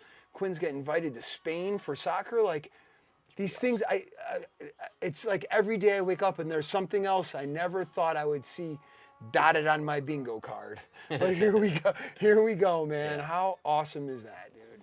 Yeah, no, absolutely. And those are the things you can control, right? Yeah. Like those are, yeah, that's within your sphere of influence and control. And that's the other thing, right? And I think you do an amazing job of this. Like you can have some impact on this community. Ken. Right? Like you can have some impact locally, like where you are, if by nothing else, just by being a good person and spreading good vibes and helping people when you can and taking care of people and, you know, just being a solid member of, you know, this community or whatever. So, you know, and then of course that affects the things you're talking about, you know, what your family's experience and what your experience is, and you know, and like, yeah, those are the things that, you know, it makes sense to put some time and effort and thought and energy into. Right, because that's the magic that's here. That's the magic that's fundamentally, foundationally here in this region, in this community, in this area. That kindness. I mean, be kind, man. It's almost as simple as that. Yeah. Be kind. It's inherently, organically, foundationally here on many levels. Yeah. Esoteric, spiritual, real, 3D, Yeah. you name it, man. Oh, because it's And all the same thing. It's awesome. Yeah. It's awesome. Yeah, it is. Well, if you made it this far, like the damn video. Like it already. For crying out loud. This is the third time I've had to tell you to like the video. And if you're not subscribed, stop and hit the button.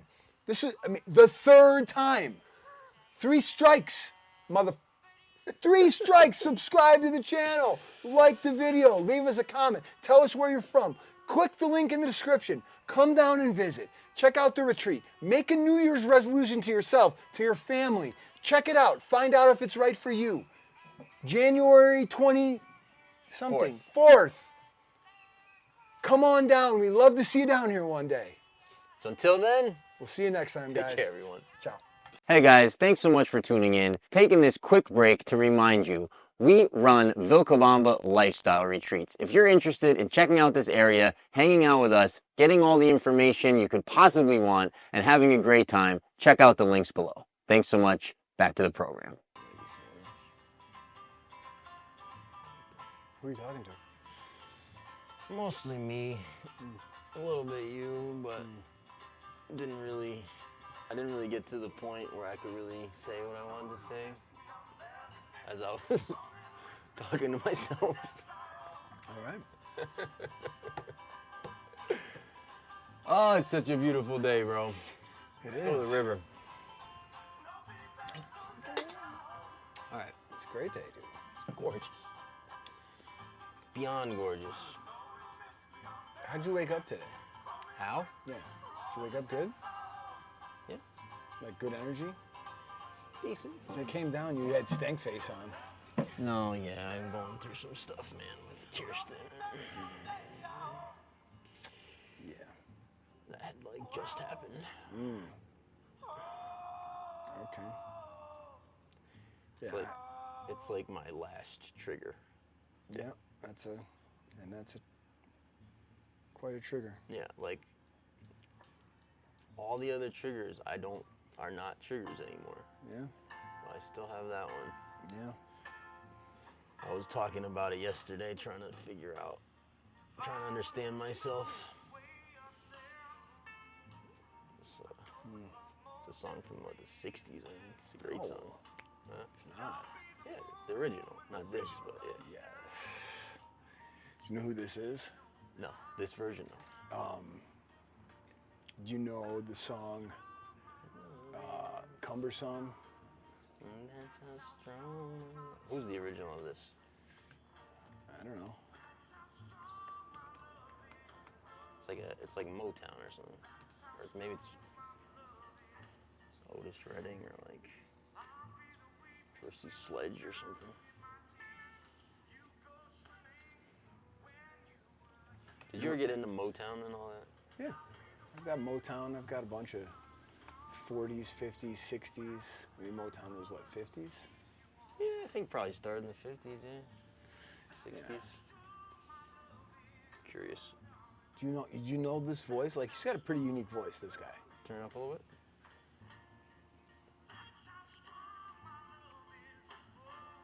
He was like in late 90s, early 2000s, probably.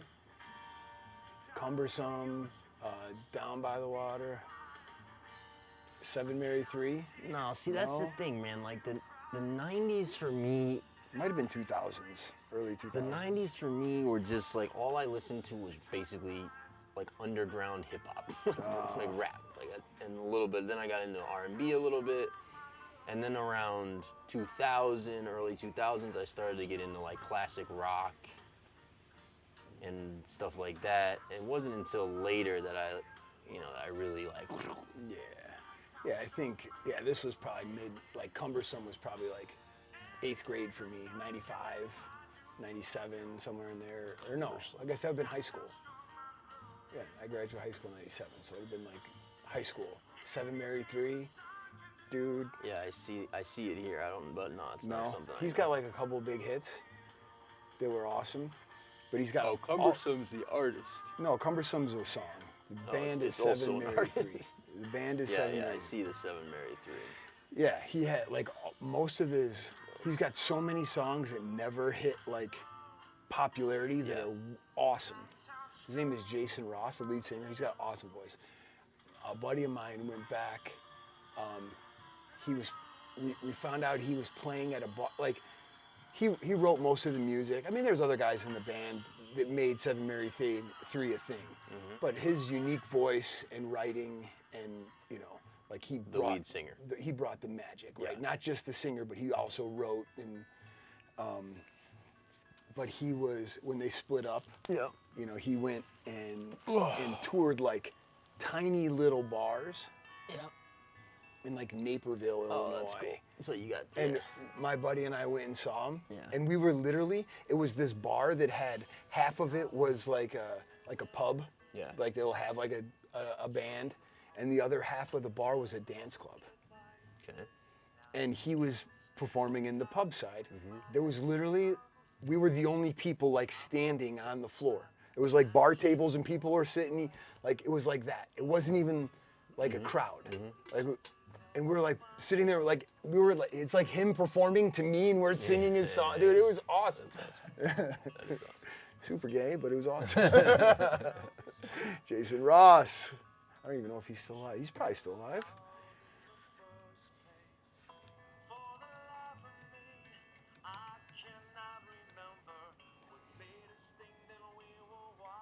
Let's see, is he still alive? Jason Ross.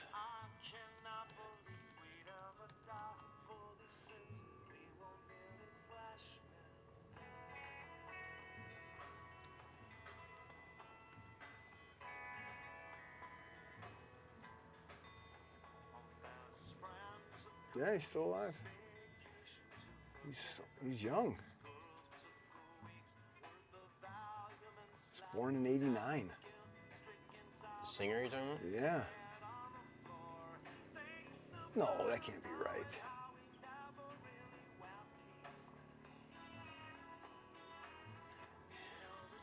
He couldn't have had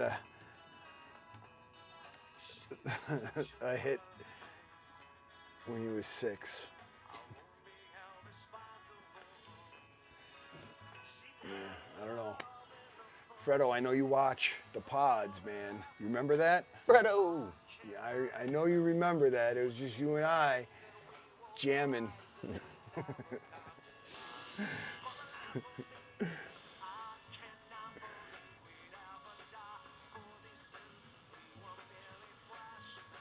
Chicago? Yeah, a suburb. Yeah. I think it was Naperville. I don't know. Naperville? Yeah, suburb. Illinois? Illinois, baby. Illinois, all All my buddies in Illinois were sending pictures of the Yeah. or what do you Aurora Borealis. Aurora, whatever, the lights in the sky. Yeah. Northern Lights. The Northern Lights. You know what's awesome about that too? My fantasy football team name since 95 or 97 is the Northern Lights. That is pretty cool. Yeah. And the league started at Northern Illinois University. And that was the first college you were at? That was the first college where we started the league in Northern Illinois, and that was a time in my life where I was waking up every day, and before I roll out of bed, you know, grabbing a bowl and lighting it up. Yeah. So the Northern Lights was a play on words. Stuck. I got it. Oh, that's funny. Did you like being high like that at that age? I mean, I thought I did at that time. You felt like you did then. Yeah. And looking back on it, you probably still feel like you enjoyed it. I mean... Or no? I don't know. I had a lot of fun. I have a lot of great memories from that time in my life. Yeah. Like doing, like, silly things. Sure. Like smoking, you know, sitting around smoking a bunch of weed and like doing random things. Like buddies, we turn off all the lights in the apartment, and next thing you know, we're just making each other laugh. Yeah. And there's a buddy grabs a flashlight and he's spinning around in a circle until he falls down. You know, just dumb. You know, like, you know, I don't know, putting Shania Twain's face, cutting it out of a magazine, putting it on a broomstick, and dancing with her while we, you know, sing her music. You know, just, you know, going to Walmart and there's a game where you're all high and you go to Walmart and it's a challenge because the people, the greeters at Walmart, they're just so friendly and happy. And we used to, you know, back then, you know, I don't know now.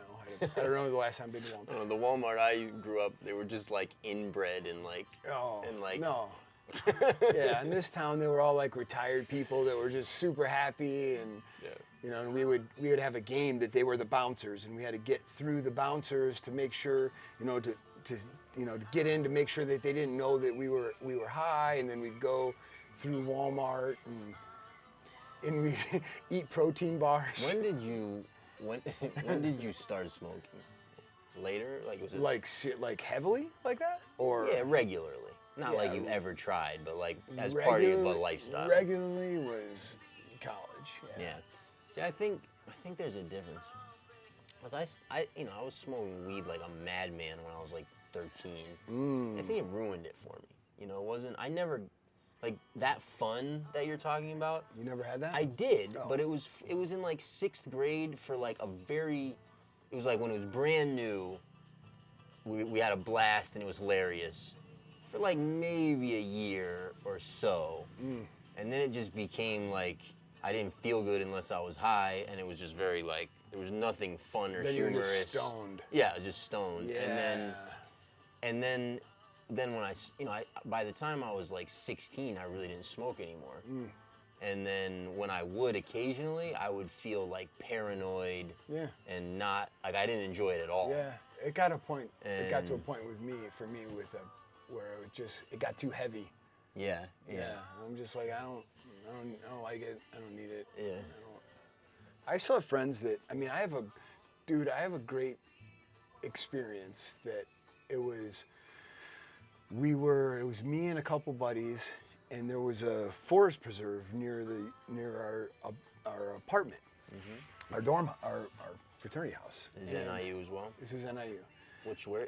This is in DeKalb, Illinois. So at that time it was rural. I don't know, hour and a half, couple hours, 2 hours out of Chicago. In the country, basically. Country, outside of, yeah. And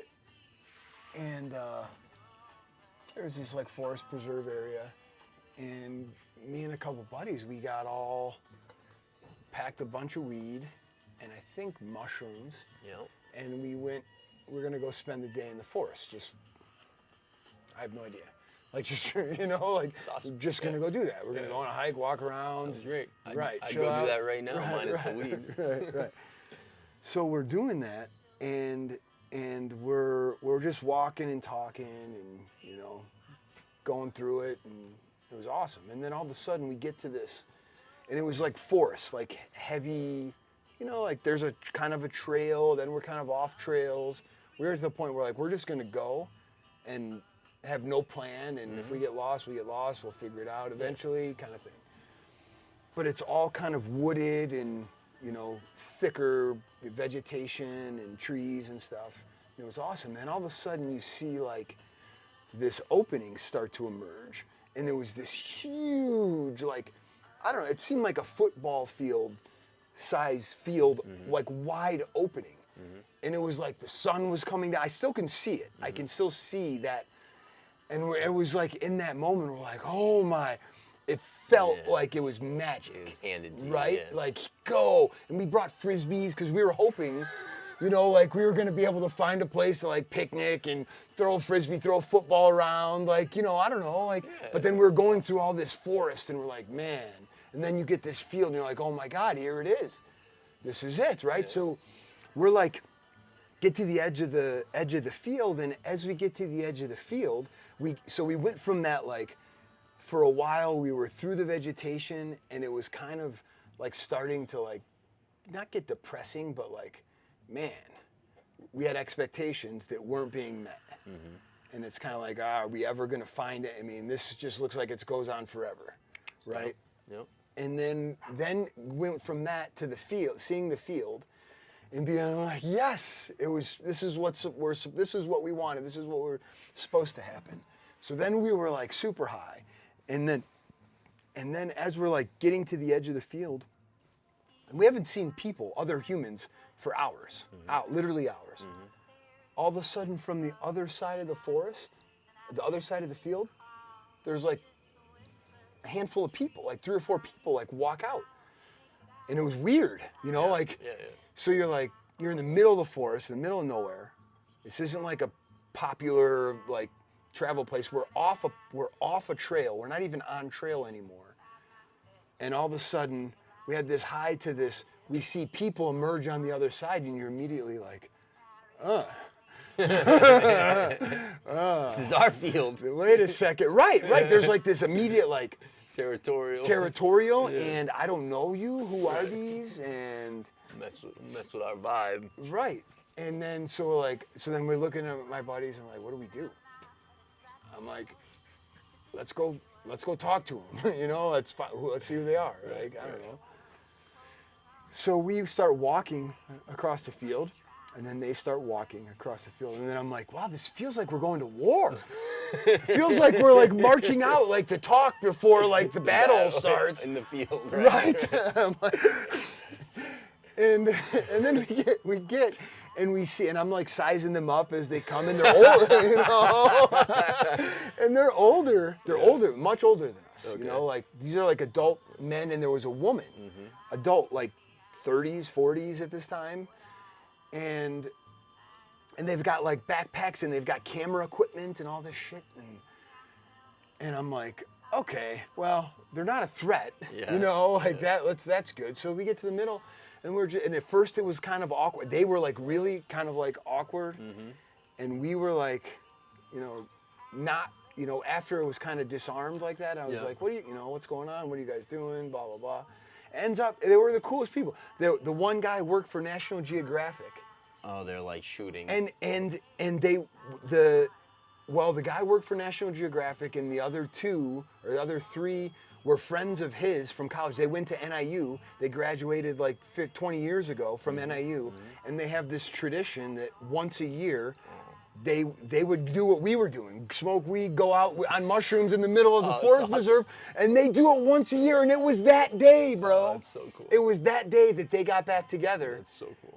And then they like sat us down after like we told them like, yeah, all right, and they were doing the same thing, and then we're like smoking weed together and sharing, and then they're telling us stories, and the National Geographic guy was like telling us like, listen, you know, like, because this is like 90, you know, I don't know, probably not even 2000 yet. Yep.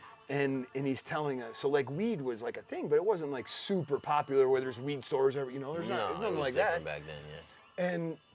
And he's telling us, like, you know, like, listen, you know, you can, you know, it's like anything, you can abuse it, but, you know, like, you can smoke weed and still be a professional. You can still do this and be you know, he was like kind of doing that. So I don't know, whatever that means, I don't know. But it was just interesting, like, that was that. So that was awesome. Then we're, you know, next thing you know, we're playing frisbee and frolicking in the field, and That's great. Let's it go was do awesome. that now. Yeah, it was great, man. No, that's awesome. Yeah, those kinds of encounters, I think, were a lot more common before cell phones. Yeah. You would just go to things and you'd meet people and you'd do stuff. And like, You want some more? Yeah. Thanks. Yeah, I mean that's, you know, the go outside, playing with toys. Yeah. Right? I mean, that's the did you see the trailer, Fernando? You want more? Horchata, Fernando? Yeah. The trailer for the Toy Story 5 dropped. Okay. And that's the concept. It's like, is this the end of toys? So, you know, all the toys, right? All the toys are together. A package gets Amazon drops off a package at the front door. They're all nervous. You know, what's the new toy that Amazon dropped? Or it's a tablet or something. And it's a tablet. Yeah. Well, it's Leap. You know, I'm the Leap pad. You know, blah blah blah. Yeah. Right? Yeah.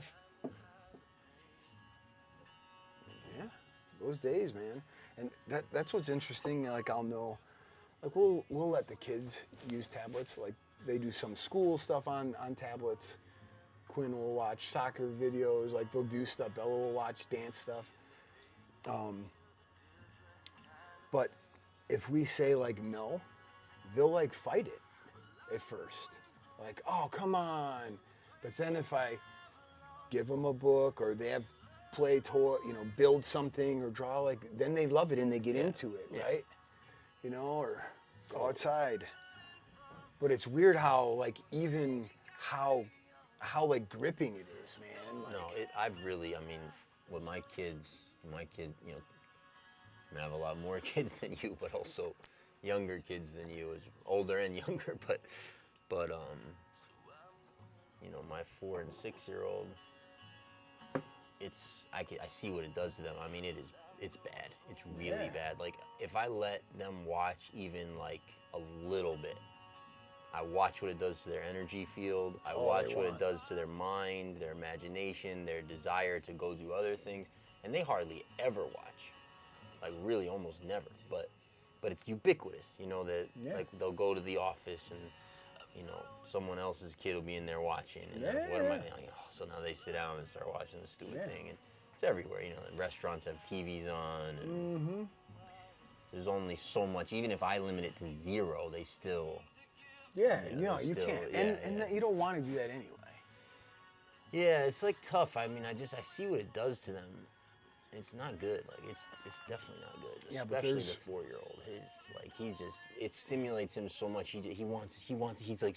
Yeah. It's like. It's designed that way. Yeah. It's designed for that dopamine. I was also watching this thing that. I don't know. Somebody. I don't know if it's true or whatever, but somebody maybe on Twitter or something was saying something how they. Which again, I don't let my kids do any of this, but like, she was saying that she switched what her kids were watching from the modern stuff to 90s cartoons, and said their behavior changed dramatically. Interesting. Better. Yeah, I can believe it. And I don't know if it's a frequency or if it's the content or what, or if it's even true. Well, I'm sure, like, things have just progressed down this program's path of, you know, better understanding of the dopamine that keeps you addicted to watching, number one, how that, you know, how that's like, you know, from like a, what's the word I'm looking for? Not foundational, but like from like a tactical, like how it works. What's the word I'm looking for there? Like, do you know what I mean? Like operational, maybe, yeah. Like how scientifically, how do we the algorithm of dopamine, understanding that Yeah, and then building the stories, the characters, Yeah. and then if you go even another level on, then it's frequencies, double meanings, symbols, all that stuff, where they've clearly added into some of that stuff as well. The interesting thing, I think, or what's probably missing from most kids, and I think it's something I enjoy, like reading, and my kids will read, and that's something where even if your kids don't read, if you read to them, that's magic, man. Yeah, it is. It's magic. And you know why, though? No. You said it earlier, but I don't know if you realize you said it. Imagination. Yeah. Right? So Yeah, that's we right. can, let's say we're 'Cause reading. you got to fill it in. Right. With your imagination. Right. And the difference is not just if you're watching even if you're watching a show, right? The characters, let's say like, Lion the Witch in the Wardrobe. It's a book and a movie, right? You can watch the movie, right? You can watch the movie, right? And we watch the movie. We see and hear the same thing, right? Yes, we're still gonna, perceive things with our own twist, our own angle, but there's no imagination needed. Aslan the lion is talking. You see Aslan the lion talking. This character, Prince whatever, Caspian or whatever, you're hearing him talk, you're seeing him, this is what he looks like, this is how he's dressed. But when you read the story or have it read to you, now you're thinking, you're imagining, what does he look like? Totally. And you're imagining something, well, his voice sounds like this, and he looks like this, and he's dressed like this, and the sky looks like this, and the lion has a long mane, and if you see the movie later too, it ruins. It's a very destructive experience, right? Because you had one image that you created, and then you're like, oh, I was wrong almost when you're a kid, and then when they tell, oh no, this is what, and you're like, it's like something disconcerting about it. Yeah, so that's a recommendation, right? Yeah. Any of you guys have kids out there? Read to them. Yeah, stories. Read also. to I them. tell my Read kids, stories. Tell stories. Let them use your imagination. I tell my kids ridiculous stories a lot at night. Dragons and it's great. Well, that's not ridiculous. Dragons are real. Well, that's true. Actually, It's not in my ridiculous. opinion. Dragons existed. Well, the stories are and ridiculous. they still exist. Yeah, I've made up stories. I've made up stories and poems. I made up a poem about 3 little pigs called Squiggle, Piggle, and Snoot. Yeah. I even drew a picture. Squiggle, Piggle, and Snoot shot fireballs out when they toot. They put their hooves on their knees and blasted the trees, and all that was left was the roots. That's well done, actually. And that's pre-chat GPT. I have a picture. I drew the picture first of the pigs. Yeah, you're good. Yeah, you know. Blowing smoke. Yeah. No, but I'm an interesting case study in some of that because I didn't grow up with TV. So when I was a kid, I'm in rural Vermont. My friends all had TV. I was the weird one, but I didn't have TV. Was? And I mean, if you're not the weird one at this point, It feels good to be the weird one. Yeah. I mean, I kind of always did, in a way. Yeah, but now if you're not, you're kind of in trouble. It's not good. You kind of have to be at this point. But I mean, if you're still mainstream now, yeah. So I don't even know what mainstream is anymore. It has, it's true, which is a testament to the amazing time we're in because that has shifted. And anyways, but so when I was a kid, we had 3. This is of course VHS days. We had 3 videos that I could watch. Dumbo. Yeah. Which I probably watched 150 times or more when I was a kid. E.T. Yep.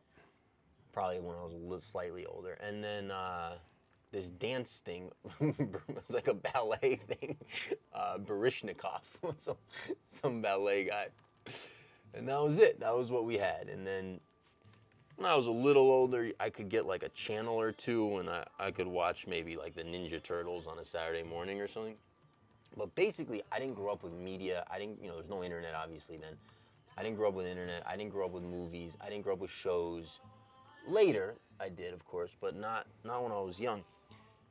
And then once I got a degree of freedom and was able to go to friends' houses and consume content there, and then later we had DirecTV later, and we had all the music videos and MTV and BET and all the shows and all that kind of stuff. It affected me a great deal. Like my world shifted dramatically from when I was just kind of like more or less an innocent kid in the country playing sports and having Watching adventures Dumbo and watching 700 times. Dumbo and being in nature and whatever. You sure it wasn't Dumbo that got you though? I mean, I used to make my mom fast forward through the pink elephant scene in Dumbo. Do you know like Dumbo is like? Do you know about Dumbo? But hold on, let me finish this. Okay. Then you can tell me I'll about tell you Dumbo. about Dumbo. But You watched it a lot. How many times did you watch it? Many, hundreds. Literally hundreds? Probably. It was all I had. Yeah. Interesting, dude. This is why some of this stuff. This is why your understanding of like spheres of control behind the scenes you were able to see because you watched Dumbo that much. All right. Well, I actually do want to hear about that in a minute. But yeah, I saw very firsthand from personal experience what that conditioning and that programming did to me. Like I saw this stuff and I was like, oh, this is how you're supposed to be.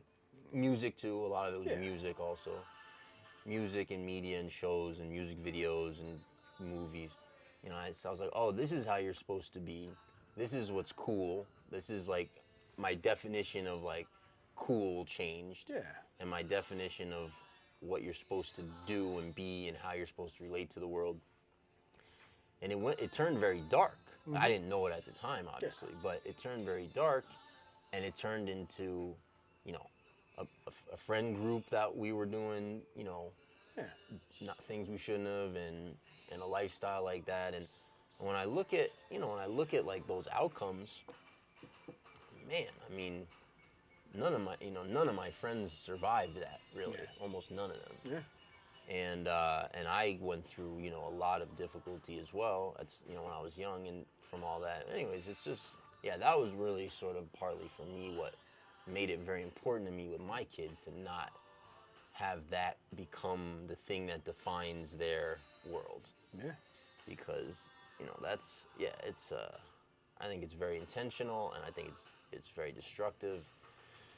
Especially, you look at some of those meetings that are rumored, but lots of people talked about it, where they sort of, the private prison industry, along with music executives and performers, basically designed, a type of music to help fill the prisons and destroy a blah, blah, blah. It goes on and on. It's not a show about that, but I saw very firsthand what it did to my friend group. Yeah, and not only that, like that's like also one of the dirty sides of capitalism, because then you have, well, no, you're creating a culture, you're creating a new niche, you're creating a new market to sell, where when you have them there, then all right, here's what's cool. This is what you're gonna buy. Now this is what you're gonna buy. Now this is what you're gonna buy. I mean, it's just. Yeah, and I want to hear about the Dumbo thing, but it's also just a very amazing insight into just how influenceable human beings are. Mm-hmm. And when you get into sort of darker energies or, ideas around, spirits or demons or whatever, and just how easy it is to condition a mind and to program a reality where the human then experiences dark things based on like inputs that have been adopted and then experienced as a result. Yeah. So, anyways. Yeah, and that's, that's where, some of the things you're talking about, like that subculture that they create, creates trauma. Yeah. So that's the other level. So they're creating trauma by making you take actions and do things that are cool, and then that's where the control comes in the next phase, the subliminal stuff. Then you're so much more easily influenced when you're traumatized, yada yada. Yeah. Exactly. Yeah. So you don't know the Dumbo thing, huh? This is why. You watch this movie 100 times. Now you tell me if this so you remember the story and everything. Oh, no, I remember the whole movie. Okay. Very So well. number one, the circus Yep. as a deep state allegory. So the ringmaster, the Yep. ring is the shadow government. The elephant matriarchy is the feminist cabal. Okay. Hold on. Is the feminist cabal? So the gossiping, Yeah, judgmental, I elemental. wouldn't describe it that way, but I know what you mean. Yeah. Okay. Yeah. Okay. So that's number one. It's the control system that's enforced by the slaves. Yes. That's what the elephant. Kind of. Yeah. So, but you understand the ringmaster is the shadow government. Yes. Okay. Okay. Number two, Dumbo's ears is the suppressed technology. Okay. Flight, anti-gravity tech. Dumbo's ears let him defy physics. Yeah. Okay. It's true. And then there's also, do you remember the pink elephant sequence? Yeah. You terrified me when I was a MK little Ultra kid. hallucinations. Sure. Okay, 100% trauma-based mind control trigger. Yeah. Disney's literally admitting they've been dosing kids with subliminals since the 40s. Yeah. Okay. For sure. All right. So that's number two. Number three. Do you remember Timothy Q. Mouse? Tiny rodent, whispering truths. He's the QAnon shaman. Q. Or like your higher self. Yeah. Q confirmed. TQ Mouse. Okay. Number four. The crows. Remember the crows? They're the only ones that get it. They're, I seen the rubbers. Right. So that's Disney's dog whistle, man. The crows are the only characters who see through the system, help Dumbo, mock the ringmaster. Yeah. They're above the circus on a wire. Yeah. They're above, right? Yeah. All true. And when I see an elephant fly, the Mockingbird media. Mockingbird media, bro. Okay. Number five, the ending. Seen a peanut stand. Seen a rubber band. Right? Seen a song. Okay. Number five, the ending. Controlled opposition. Dumbo becomes a star. Yeah. He gets a private train car, reunites with his mom, but he still works for the circus. Yeah, it's true. Right? And there's so many other things, but essentially it's like It's all true. Disney didn't make a cute elephant movie. They made a blueprint for control. No, I agree. Isolate the difference. Big ears equals neurodivergent. Yeah. Drug them. Champagne equals SSRIs. Yeah. Give them a fake talisman. The feather equals voting. And let them win inside the same system. Yeah. For those that have never seen Dumbo, go watch it and see if that resonates. But dude, think about a lot that. of that, I think. I mean, I have a little different analysis on some of them, but I think, they're onto something on some of them for Right? sure. Yeah. And definitely, I mean, I tell you this, man. When I was a little kid, the pink elephant scene terrified me. Yeah, of course. And we'd always fast forward it. Like I'd start to get nervous when it was coming up, and then I'd like tell my mom, and she'd come and fast forward to the pink elephant scene. But think about it. If you watch that movie that many times, over and over and over, like you're gonna start picking up. There's probably subliminals too. Oh, then all the Disney movies, yeah. Yeah. Okay. Here's one. The 33rd frame of the pink elephant scene. An elephant morphs into a pyramid with an eye. Mm-hmm. Right?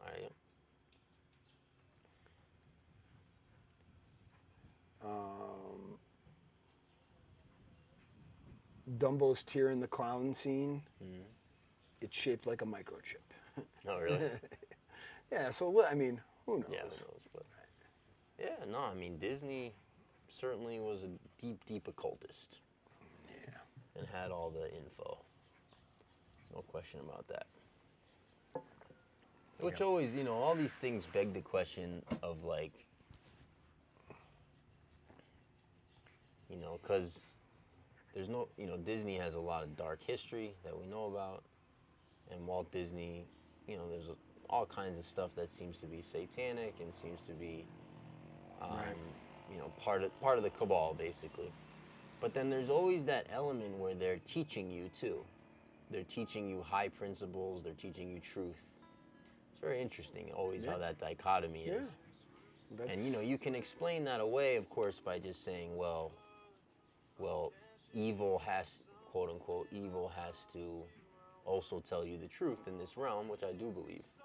So you can explain it that way, but you can also make a strong case that actually they're working for the good in a certain way because they're sharing information with the mainstream that otherwise is not available. Yeah. And that allowing, people wake up and are learning and blah blah blah. So it's interesting. Yeah. I think the persistent, constant, nonstop seeking of knowledge is a trap, though. It can be, yeah. I think it absolutely is, though. I think it wholeheartedly is. Like, that's... Yeah, I mean, it's like anything. If you do it in extreme or do it for the rest of your life kind of thing. I think it's different. It's like, I think there's a hubris to it. There's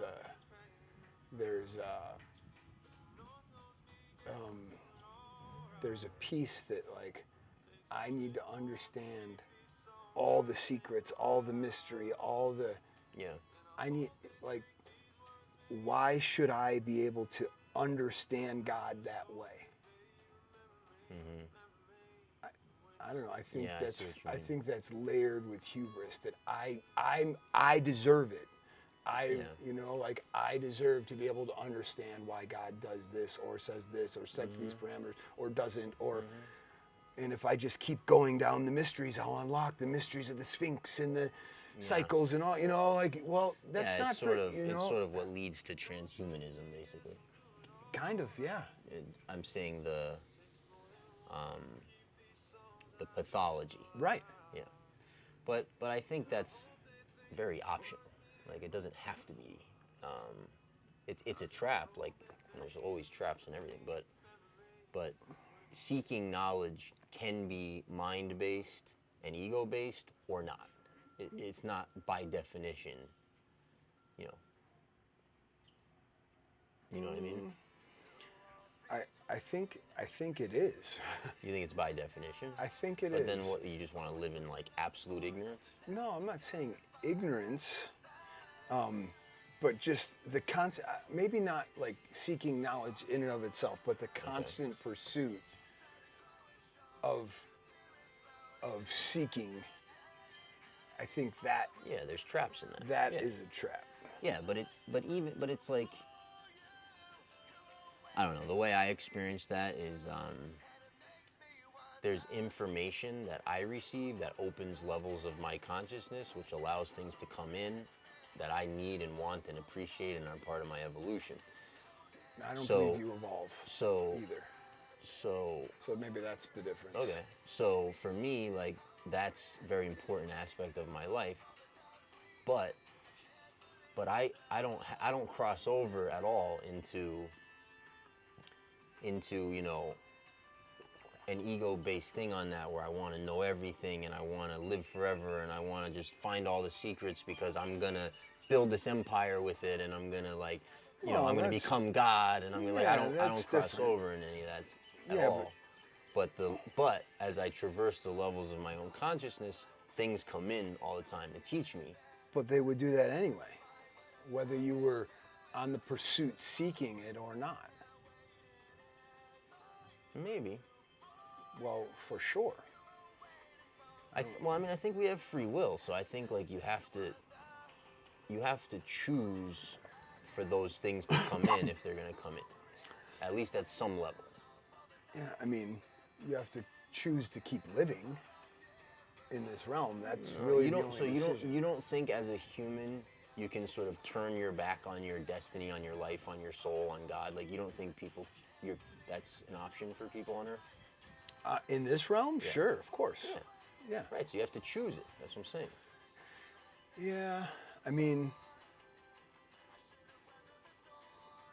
yeah, I think we're not talking about the same thing. Maybe not. But yeah, yes, that's a choice. But I'm not saying you're still whether you choose that or not, you're still gonna, as long as you don't end it, you're gonna experience and learn lessons and experience things and learn things regardless, whether your intent is to seek out new knowledge, mystery knowledge, and magic, and the secrets of the universe.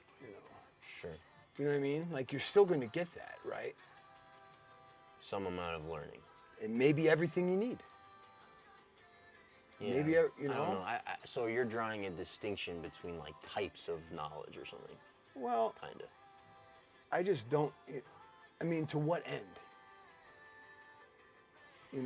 Yeah, I mean, I don't know. I can't speak for people who are like on that mission. But what's the goal?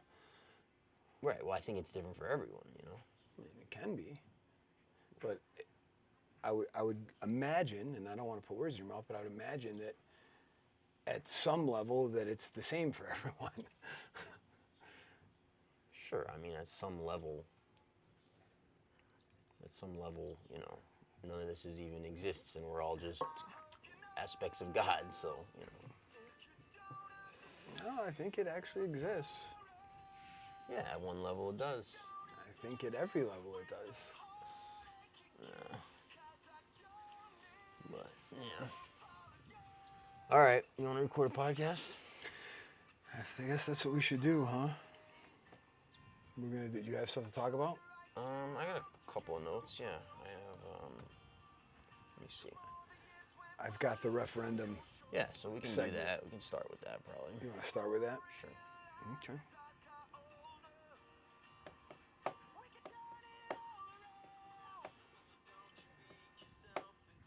Such a wild time, bro. It's a great time. It's so amazing. It's so amazing. It's just so amazing. And you know what? You don't have to say you're sorry. No apologies. All right. Hello and welcome back to the Ecuador Insider podcast. Hey guys, we're here in Vilcabamba with the Abundant Living team. To learn more about our next retreat, click the link in the description down below. From our family to yours, welcome to Vilcabamba.